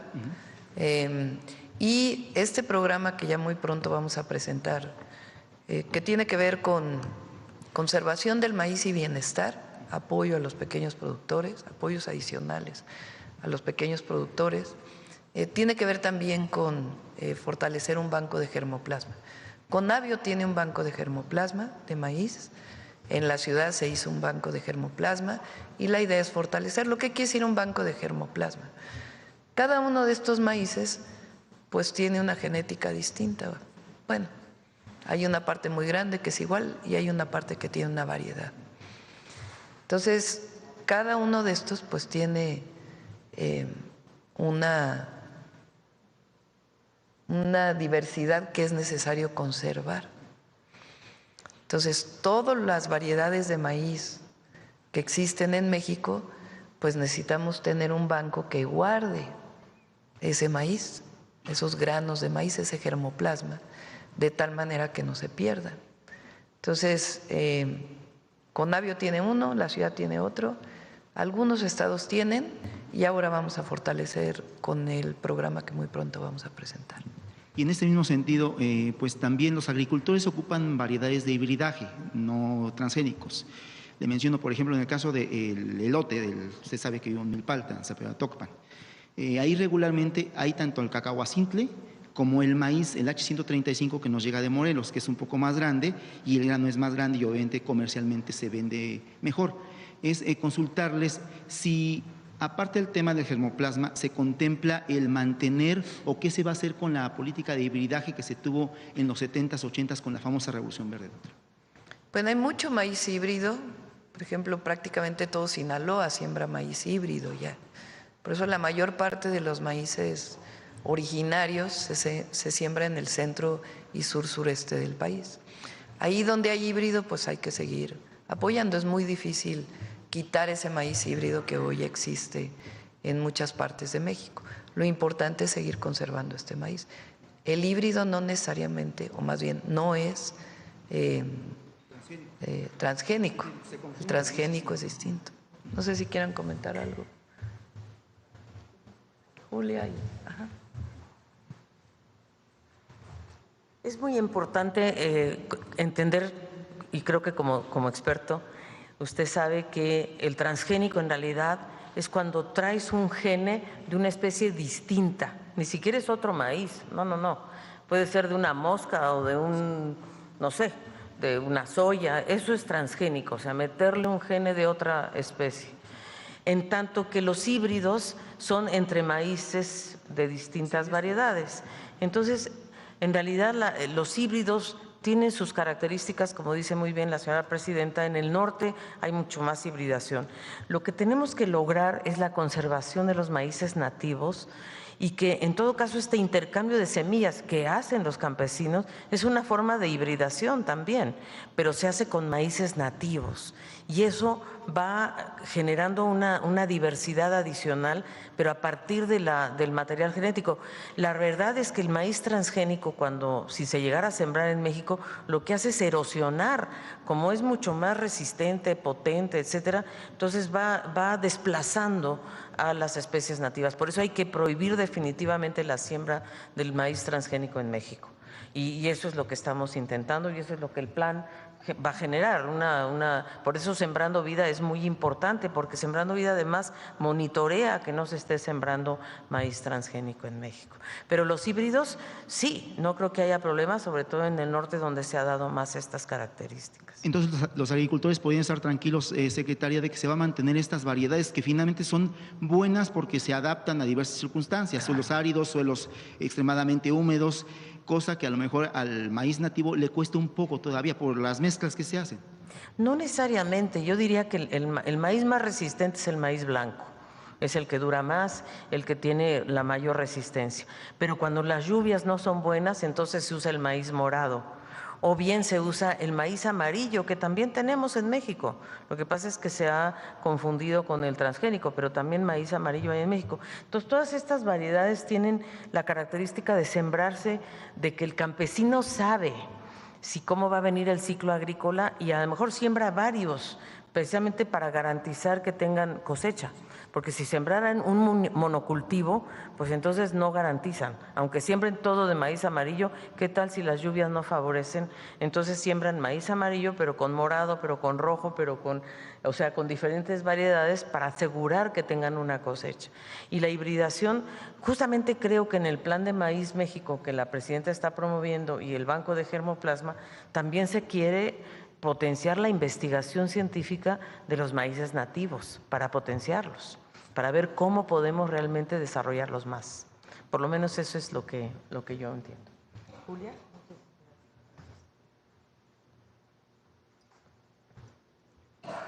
Sí, con su permiso, presidenta, nada más complementando lo que ya mencionaba la presidenta y la secretaria del Medio Ambiente, Alicia Bárcenas, del Gobierno de México, solo decir que sí es importante, como ella destacaba, diferenciar entre el maíz conocido popularmente como transgénico, aunque en realidad es maíz genéticamente modificado por las características, por la manipulación genética que, como bien decía la secretaria, se hace, y el maíz híbrido, ¿no? Hay de repente una confusión en los medios, son maíces distintos, con características distintas, y la protección que se hace a nivel constitucional de los maíces nativos tiene, por un lado, conservar el reservorio genético del mundo que se encuentra en México. Aquí está el conocimiento genético en cada uno de los granos de estos maíces. Y por otro lado también tenemos el mandato de ser autosuficientes en maíz, porque consumimos mucho maíz. Entonces es gracias a esta combinación entre la producción de maíz híbrido y la producción de maíces también mejorados, provenientes de nativos, que podemos por un lado llegar a la autosuficiencia alimentaria, pero también por otro lado preservar nuestra riqueza genética y seguir siendo centro de origen. México no es cualquier país en términos de maíz. México es el centro de origen. Es por eso que la protección es especial y el parámetro de protección que necesitamos tener en nuestro país es diferente al resto de otros países. Y por último decir que también, regresando al tema de maíces genéticamente modificados, popularmente conocidos como transgénicos, también hay un paquete tecnológico asociado a su cultivo que tiene una serie de complicaciones. Entonces, cuando hablamos de maíz genéticamente modificado, no solo hablamos del maíz que se manipula en los genes y que si eso llegase a nuestro país, que afortunadamente hoy está prohibido a nivel constitucional, pudiese tener repercusiones en la reserva genética de nuestro país, sino que también el paquete tecnológico asociado puede tener una serie de complicaciones. Gracias. Perfecto. Gracias, Julia.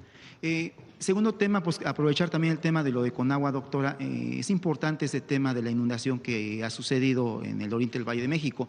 Cuando usted era jefa de gobierno, recuerdo que nos llevaba incluso al Tao, estuvimos ahí, creo que en la parte cercana al oriente. Ese túnel es muy importante, sin embargo, en el caso del Estado de México, según yo recuerdo, no hay uno como tal. ¿Se contemplaría la construcción de algo similar a eso, doctora? Lo que necesitamos hacer poco a poco es la conexión de ciertas zonas. Si los drenajes o se mueven por bombeo o por gravedad, pues un drenaje tiene que estar así para que funcione, ¿no? Si está así, pues si es totalmente horizontal, pues tiene que bombearse. Normalmente, pues tiene que tener una inclinación para que por gravedad llegue a un drenaje más grande. Cuando hay hundimientos, pues ¿qué es lo que pasa? Cambia de pendiente. Al cambiar de pendiente, pues en vez de que desaloje el agua para el lugar en donde la tiene que desalojar, pues entonces se regresa. Eso ha pasado en muchos lugares de la zona metropolitana del Valle de México. ¿Por qué se hunde la zona metropolitana? Porque estamos extrayendo demasiada agua. Entonces las arcillas que están en la zona del lago pues se van comprimiendo. En algunos lugares el hundimiento es de 25 centímetros al año o más. Entonces, por supuesto que los drenajes pues tienen que irse adecuando. Particularmente en Neza, en Iztapalapa, Xochimilco, Tláhuac, Los Reyes La Paz, una parte de Catepec, es donde más hundimientos hay. Ahí donde querían hacer el aeropuerto, Texcoco, pues ahí también hay hundimientos muy grandes, por eso era inviable. ¿Cómo se puede contener ese hundimiento? Pues disminuyendo la extracción de agua. Para eso estamos haciendo un programa integral para llevar más agua a la zona metropolitana del Valle de México, de la propia zona, que ya estaremos presentando muy pronto, junto con el saneamiento de los ríos. Río Tula, que está muy contaminado, es uno de los no proyectos, sino ya obras que está desarrollándose. Pero al mismo tiempo, pues tenemos que seguir invirtiendo para que no haya estas inundaciones. El reciente drenaje tan importante que se hizo en Chalco tiene bombeo y además se hace más profundo para que los hundimientos no le afecten. El túnel emisor oriente que se construyó es para la ciudad y para el Estado de México. Solamente que hay zonas que tenemos que seguir conectando para que pues nos inunden. Por ejemplo, esta zona de Vaqueritos en Tlalpan pues tiene que tener una conexión y algunas otras zonas de manera muy importante. Y eso lo estamos trabajando con la ciudad, con el Estado de México y con Hidalgo, porque también es parte de este proyecto integral que tenemos que hacer. Pero hay muchísimas obras que se han hecho, muchísimas. Lo que pasa es que los hundimientos a veces generan esta condición. Durante 4 años, pues prácticamente hubo sequía y no se tuvo lluvias pronunciadas. Ahora está lloviendo pues más de lo que llovió en los últimos 40 años, 45 años. Con los hundimientos y esta lluvia extraordinaria, pues lamentablemente se generan estas condiciones. Pero que sepan todos los habitantes, tanto de Iztapalapa como de el Estado de México, que entre los 3 gobiernos los vamos a atender y los vamos a apoyar. A nadie se le va a dejar desamparado. Y la última, doctora, de nuestra redacción allá en Jalapa, con la segunda emisión con Ramsés Yunes, que es el que conduce nuestro noticiario En Contacto, le llegó una consulta. Le comentaban, en el caso de, sé que no tiene nada que ver Veracruz con Cozumel, pero llegó finalmente ahí. Hay un cuarto muelle que se intentaba construir en Cozumel, según nos decía nuestro conductor, que se suspendió porque el secretario, creo que es del ayuntamiento, se llama Oscar Révora, junto con un grupo de buzos, hicieron Lo suspendió Semarnat. Ellos retiraron el impacto ambiental. Son demasiados muelles para Cozumel y además pudiera dañarse el arrecife. Entonces Semarnat tomó la decisión de un impacto ambiental que se había otorgado y además la gente no estaba de acuerdo en Cozumel. La mayoría de las y los cozumeleños, creo que estaban en contra. Entonces por eso Semarnat decidió retirar el impacto, entonces ya no se va a construir. Cualquier obra importante requiere una manifestación de impacto ambiental se hace el estudio, la manifestación, y Semarnat decide si se hace o no. En algunos casos las manifestaciones son estatales, porque tienen que ver con obras y características estatales. Todo lo que se hace en los mares tiene que tener una manifestación de impacto ambiental federal. ¿Quién más? ¿Quién más? A ver, por acá, por acá, por acá, por acá, por acá, por acá. A ver, de este lado, a ver el compañero. Gracias, Presidenta. Buenos días a todas y a todas. Preguntarle sobre el tema de estas afectaciones en el oriente del Estado de México. Nosotros estuvimos el fin de semana, vimos la presencia de Conagua, de la Comisión también del Estado de México, del Ayuntamiento, pero hay un problema muy importante en Nezahualcóyotl y nos lo decían los vecinos. Hay un colector, y hablando de responsabilidades, como usted bien lo señalaba, hay un colector, particularmente en la colonia Vicente Villada, que lleva más de casi 20 años inconcluso, está olvidado.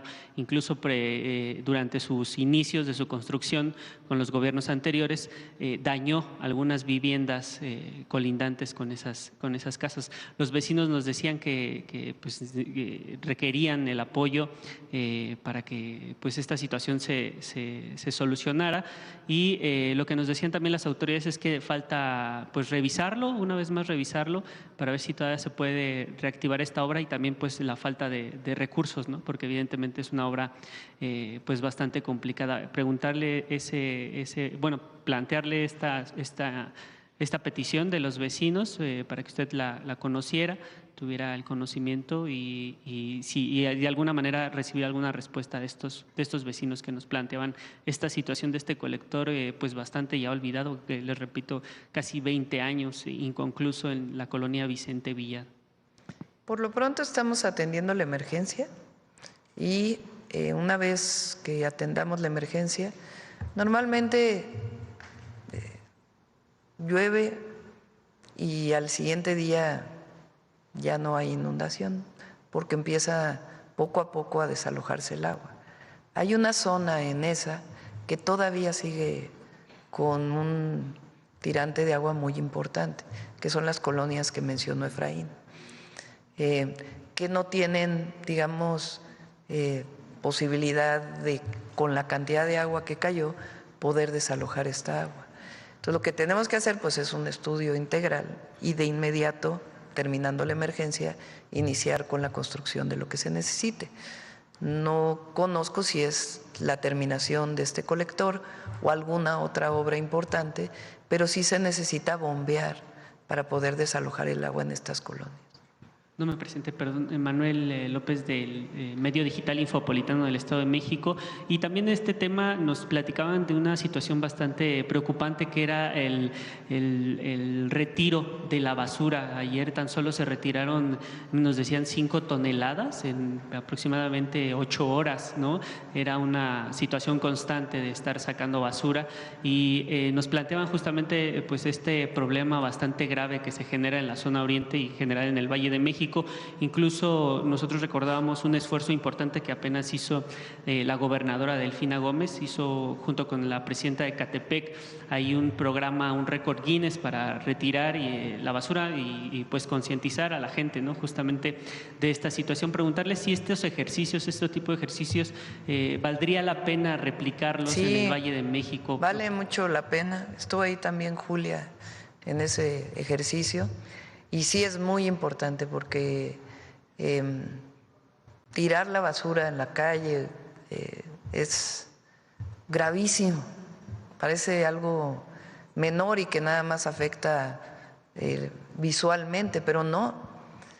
Tiene afectaciones muy graves, particularmente para el drenaje. Entonces, sí, es muy importante hacer una campaña sobre la basura.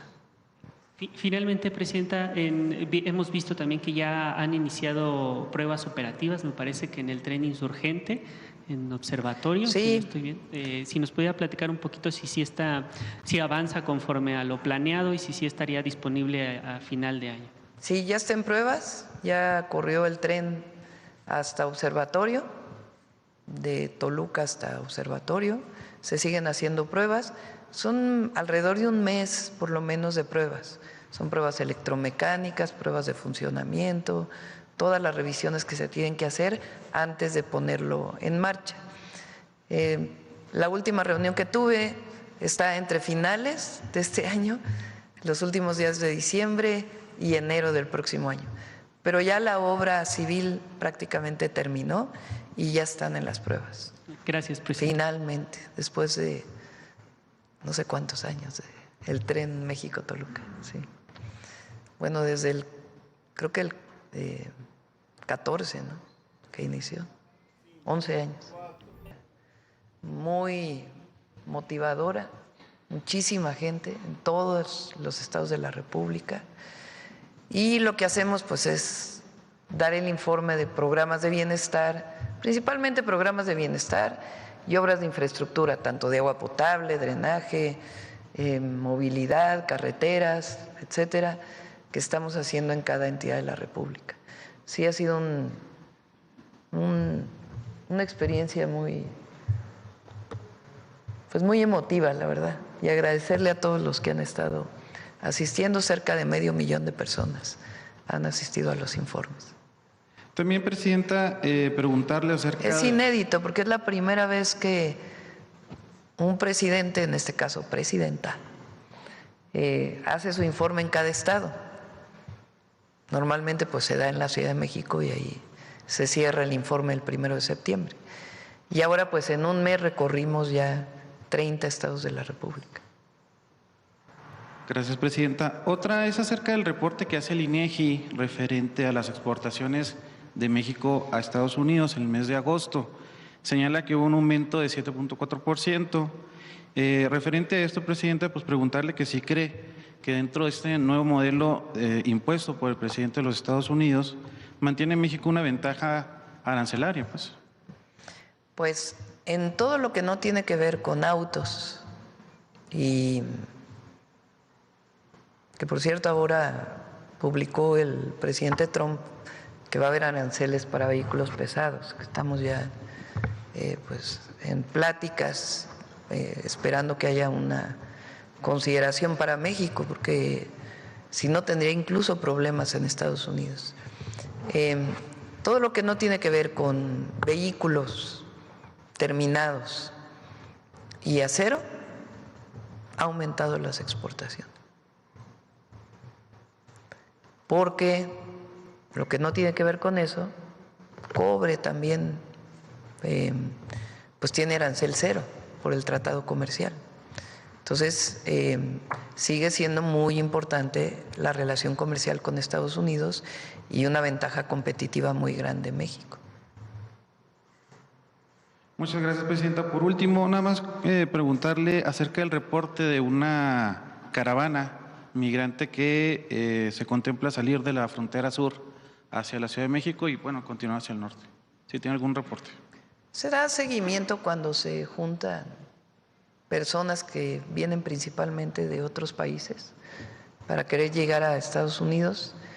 Se da seguimiento, se va apoyando en términos humanitarios la caravana y eso ayuda, y se da pues facilidades para que regresen a su país si así lo desean o para que tengan alguna oportunidad en México. Eso nos ha permitido que desde que llegamos no llegue ninguna caravana a la frontera norte y así va a ser ahora. Gracias, muy buenos días. Gracias. Adelante.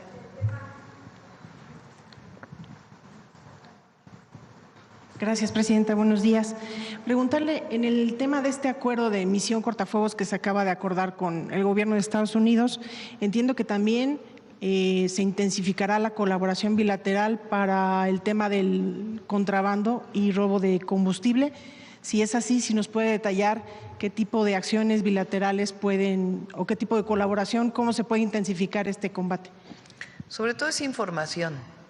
El combustible que ya llega en mucho menor cantidad de lo que llegaba por lo menos a principios de año, que fue cuando nos dimos cuenta en marzo, pues es combustible que viene de Estados Unidos.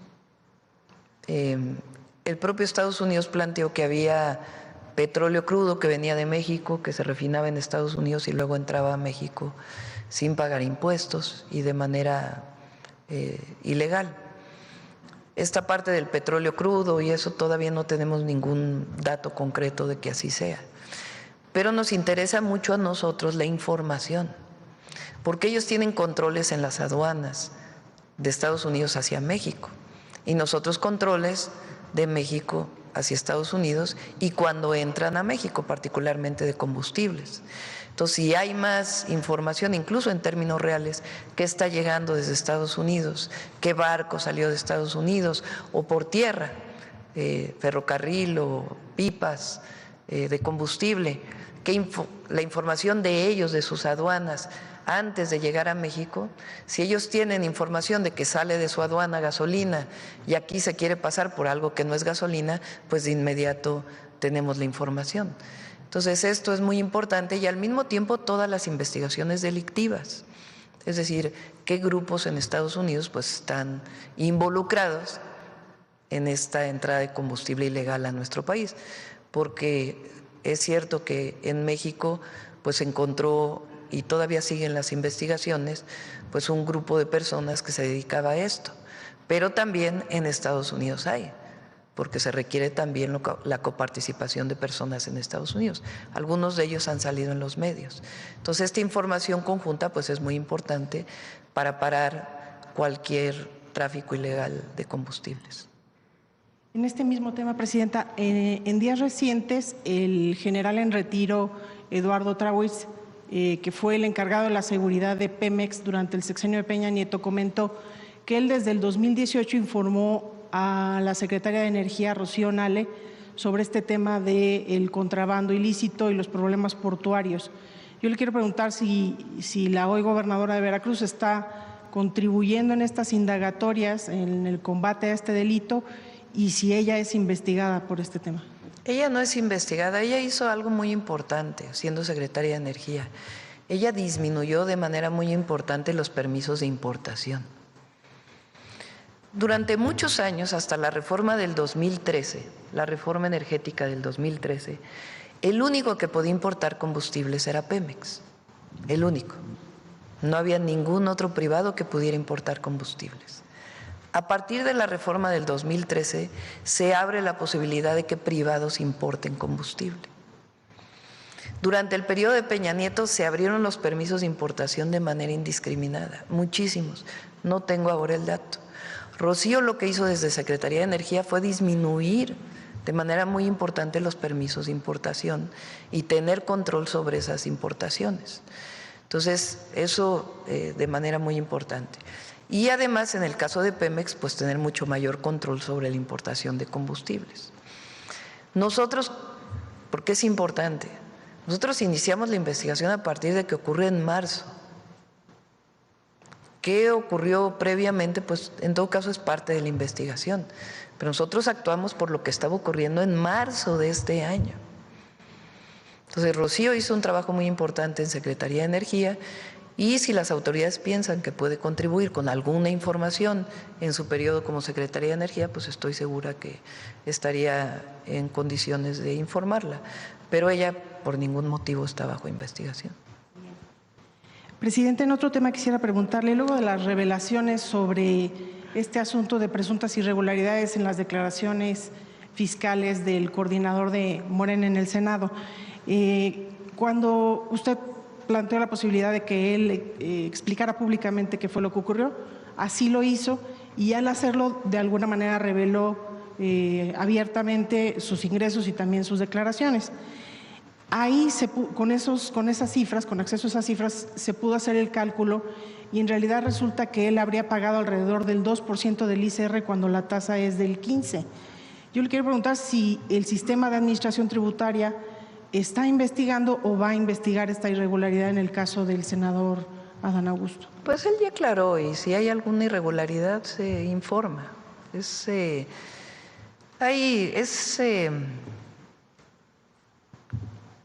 Esta idea ahora, ¿no?, de Reforma y otros medios. Se les olvidó el pasado de corrupción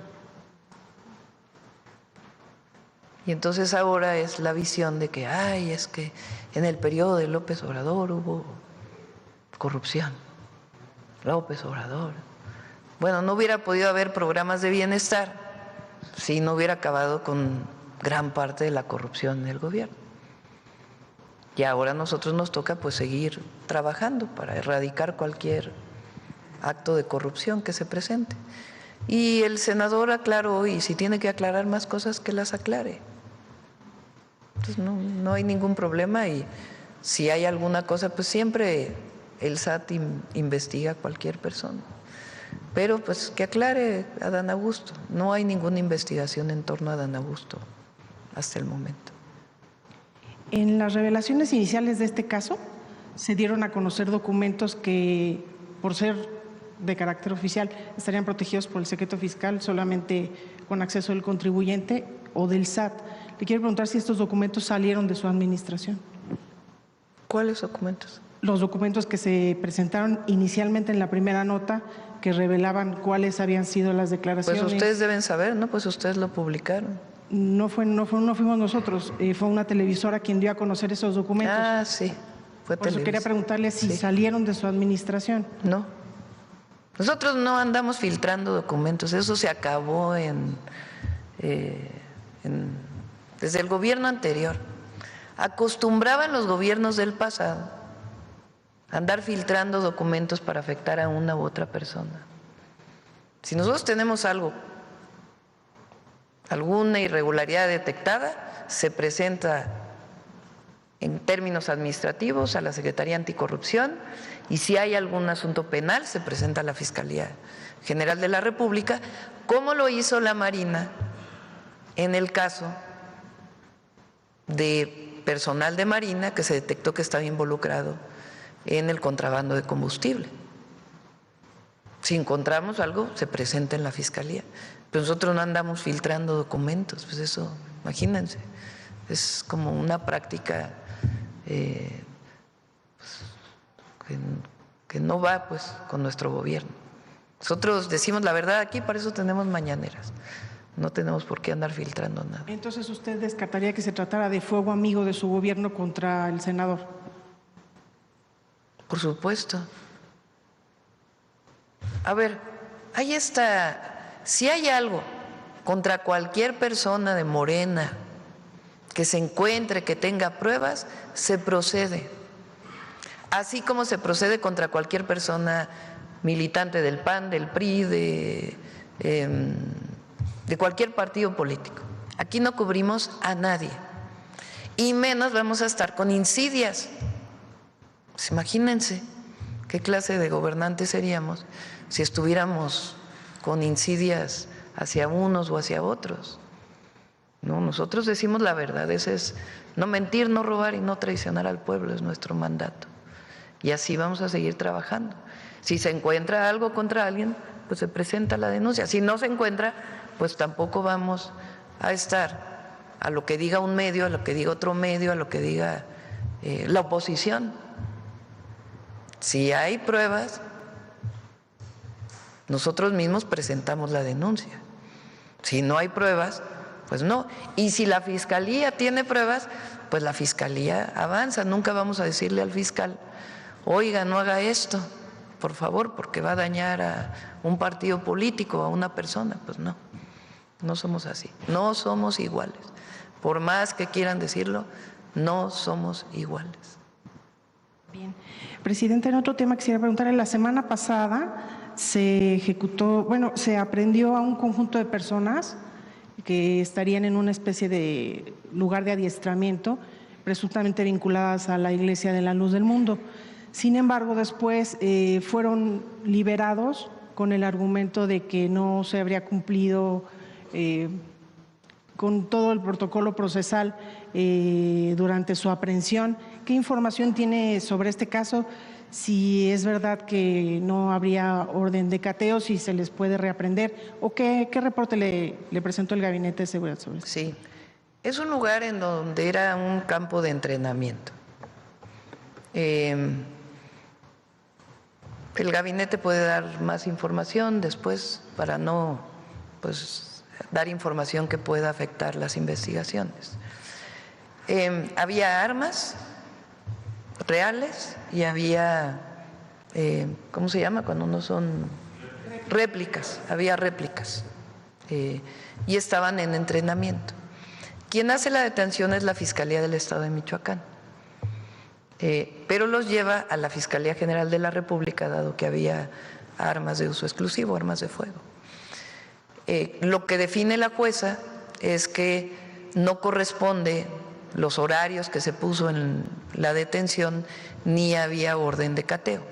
El Gabinete de Seguridad Federal pues está revisando si este es el caso, si tenía razón la jueza, pero de todas maneras se sigue investigando por qué había este campo de entrenamiento ligado a una iglesia.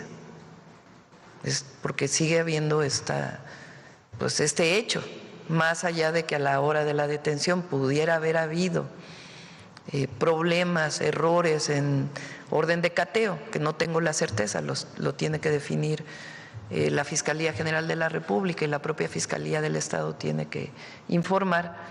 La jueza encuentra que hay irregularidades en la detención.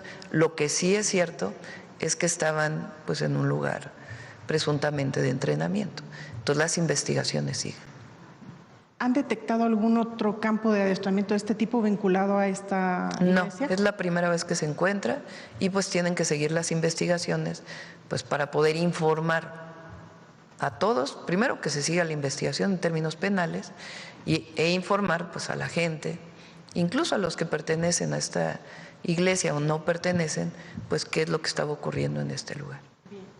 Y sobre esta misma región, Presidenta, este fin de semana se presentaron algunos reportes de violencia, drones en Tierra Caliente, pero también en el suroeste y centro de Michoacán. ¿Qué reporte le presentaron el día de hoy sobre estos hechos que se registraron el fin de semana? Hubo algunas detenciones relevantes y también pues está trabajando. Y cuando venga, mañana no viene seguridad, vamos a esperar a que se cierre el mes para poder dar la información. Entonces va a ser hasta el otro martes que venga el Gabinete de Seguridad, pero pueden estar informando tanto del caso de este campamento como lo que ocurrió el día de ayer en Michoacán. Pero entonces, digamos, estos hechos violentos están directamente vinculados a la detención de un generador de violencia, sí. Que se diría, correcto. Y finalmente quería preguntarle, Presidenta,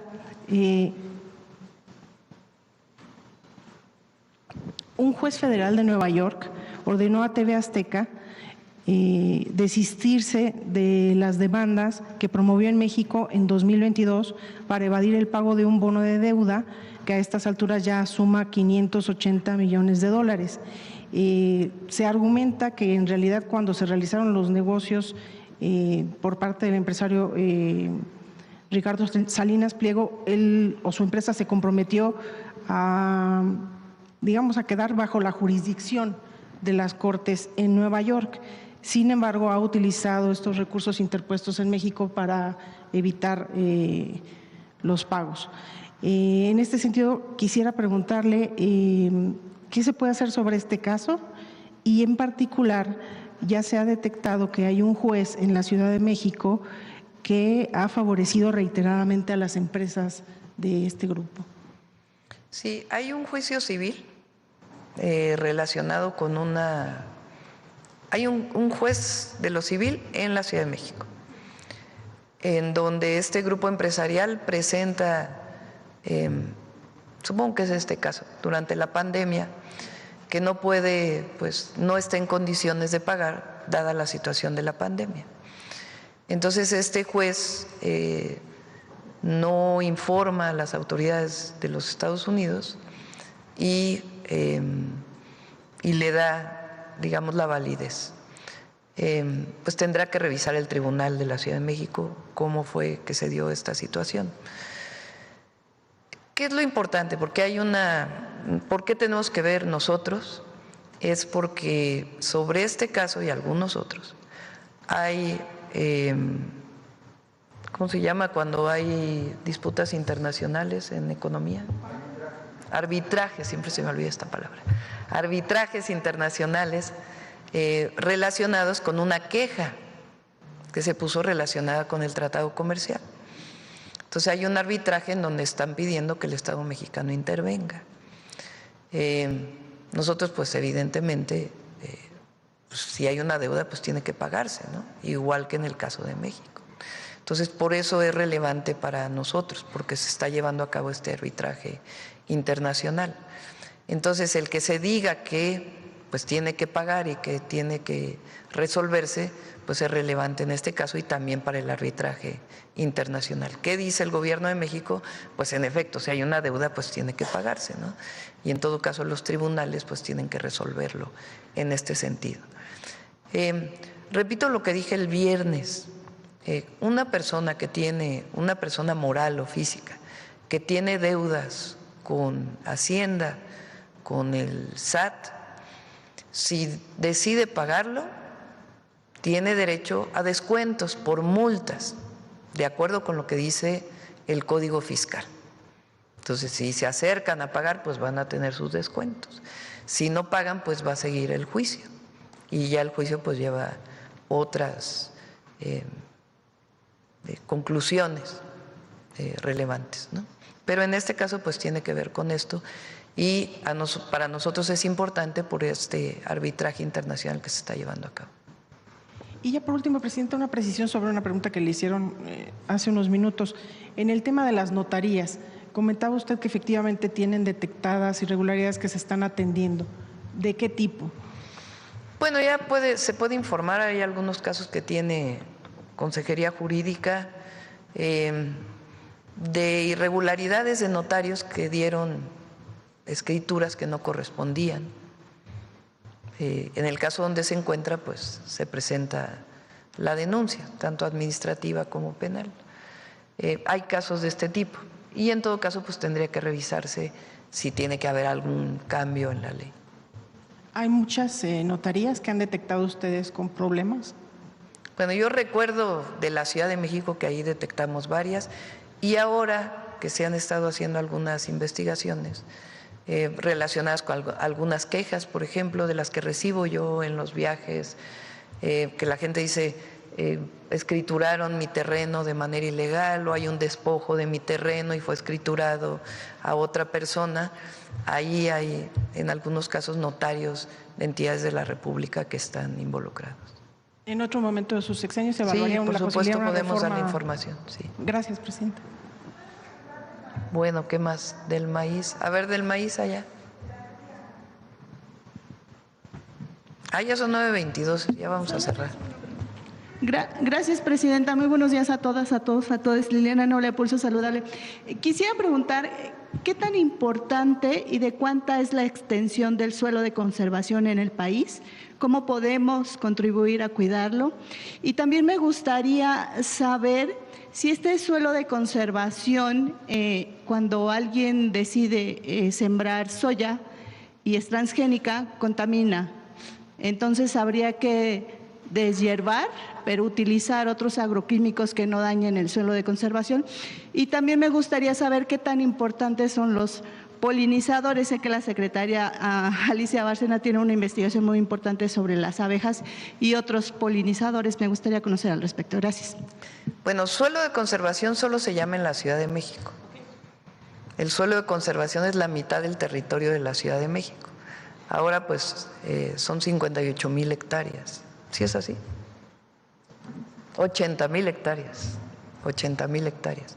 Algunas de ellas pues tienen poblados o tienen ya asentamientos humanos, pero son 80,000 hectáreas en la ciudad. Ese nombre se le dio antes de en el 90, 92, por ahí se le dio suelo de conservación. Lo que hay en el país son áreas naturales protegidas de distinto tipo. Y estos maíces no necesariamente están en áreas naturales protegidas, sino sencillamente están en zonas rurales, en donde se siembra el maíz o se siembra la milpa. Entonces, La conservación de esto no necesariamente tiene que ver con decretar una zona como suelo de conservación, área natural protegida, sino más bien con la conservación del tipo de cultivo y el apoyo a este tipo de cultivo, principalmente de pequeños productores, de ejidatarios, de comuneros en nuestro país. Entonces es, digamos, distinto cómo se hace la conservación del maíz, del germoplasma del maíz, de los maíces nativos. Ahora sobre polinizadores, si quieres platicar. Gracias, Presidenta. Perdón. Con su permiso, muy importante las dos preguntas. Si se siembra soya en el país no hay problema, porque la soya, México no es centro de origen de la soya. Lo que nos preocupa es cuando somos centro de origen, porque ahí es donde está la diversidad genética. Eso para la primera pregunta. La otra es, ¿cuántas áreas de conservación tenemos? Tenemos 99 millones de hectáreas de áreas naturales protegidas en todo el país. Queremos llegar a 152 al final del sexenio, que es el 30% del territorio al 2030. En relación a polinizadores, estamos haciendo una modificación o una propuesta de modificación de la Ley General del Equilibrio Ecológico y la Protección Ambiental, incluyendo un capítulo específico de polinizadores, porque las abejas son consideradas ganado pequeño y creemos que debemos tener un capítulo específico de protección a polinizadores, que no solo son las abejas, son los insectos en general, muchos insectos, pero también los murciélagos, por ejemplo, son polinizadores muy importantes. Queremos protegerlos a través de la Ley General del Equilibrio Ecológico que vamos a proponer en esta próxima sesión del Senado y de la Cámara de Diputados.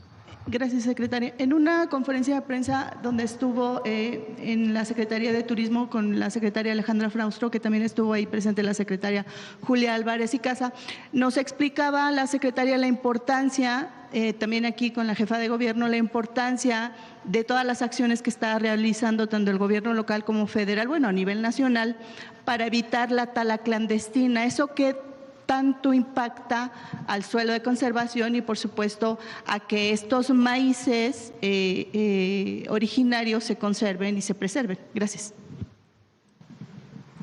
Estamos muy atentos a las talas clandestinas. Hemos identificado alrededor de 215 sitios muy riesgosos de tala clandestina. Hemos pedido que el Gabinete de Seguridad nos reciba precisamente para hablar de este tema, porque es un tema que es de seguridad también. Nosotros mandamos, por supuesto, a nuestros inspectores de Profepa a zonas muy críticas, como ha sido el caso del Estado de México, el Bosque del Agua, ahí junto con la Ciudad de México, con Julia Álvarez y Casa. Nos coordinamos para ir a hacer monitoreos y combatir la tala clandestina.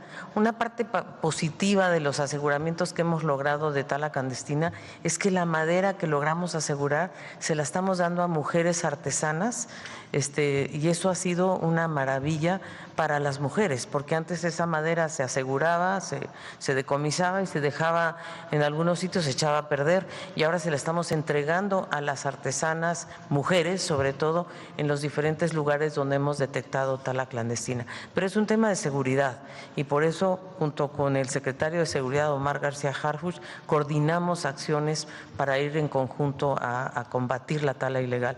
Tiene que ver, por supuesto, una de las zonas más riesgosas que hemos identificado es la península de Yucatán, donde desafortunadamente los menonitas están deforestando y hemos detectado siembra de maíz transgénico. Por eso estamos nosotros clausurando muchas zonas en la península de Yucatán.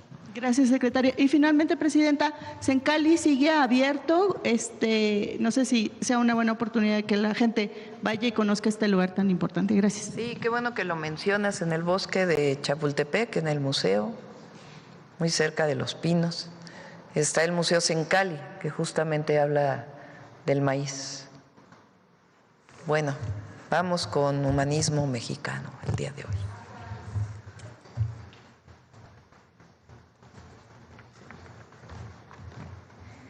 Con su permiso, presidenta, muy buenos días a todos y todas. Pues para continuar con el tema del maíz que ya nos han expuesto magistralmente, solo me gustaría agregar un dato curioso que a mi parecer también es muy revelador. No sé si ustedes sabían que en nuestro país se han encontrado restos de maíz que datan de hace más de 8,000 años. Estos se ubicaron en una cueva prehistórica de Oaxaca y nos hablan de un consumo milenario del maíz en este territorio. Les pido que dimensionemos, por favor, lo que son 8,000 años. 8,000 años de siembra, de selección, de domesticación, que nos han dado como resultado una rica herencia. Las diversas especies de maíz nativo mexicano, que son una riqueza genética inigualable, pero además un patrimonio de las y los mexicanos. Así lo reconocen las y los campesinos mexicanos, como podrán ver en los testimonios que incluimos en el siguiente video.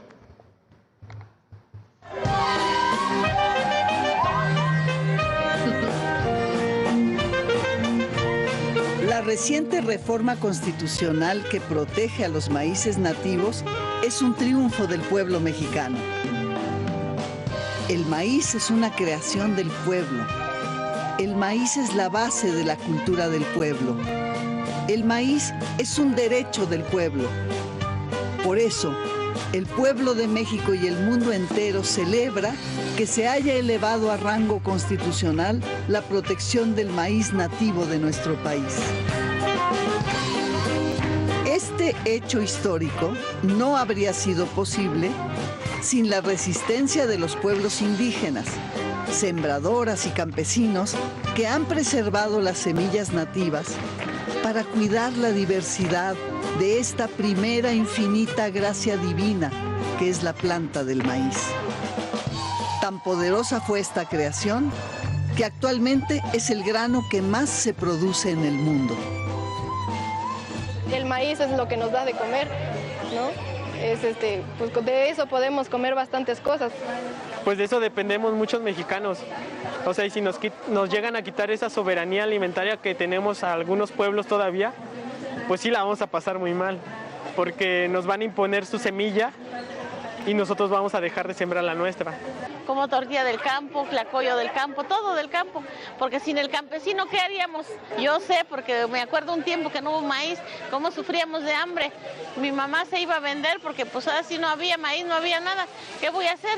Ya estamos llorando de hambre. Si no siembra el campesino, ¿qué comemos?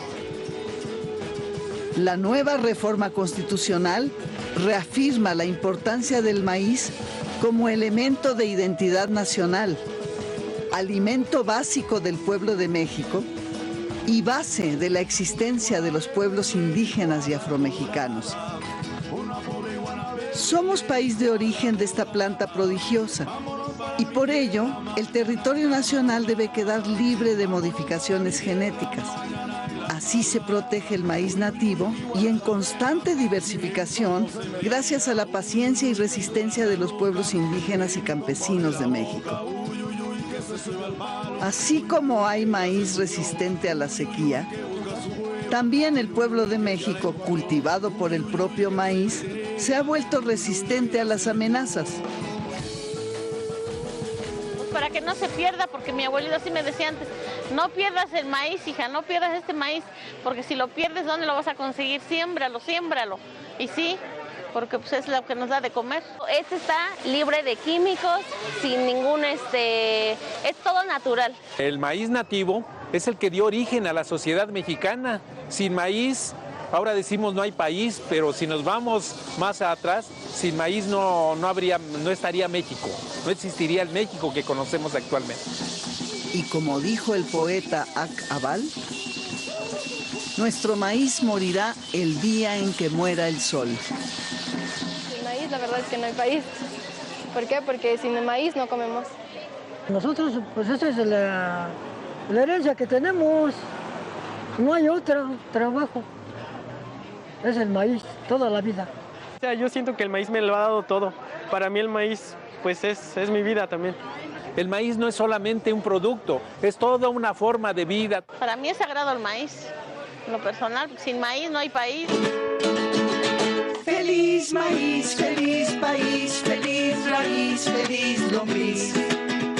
Feliz raíz, feliz país, feliz, feliz, feliz maíz. Pues para terminar, y si me lo permite, Presidenta, solo me gustaría agregar que así como México se escribe con M de migrante, también se escribe con M de maíz. Muchas gracias. Buen día.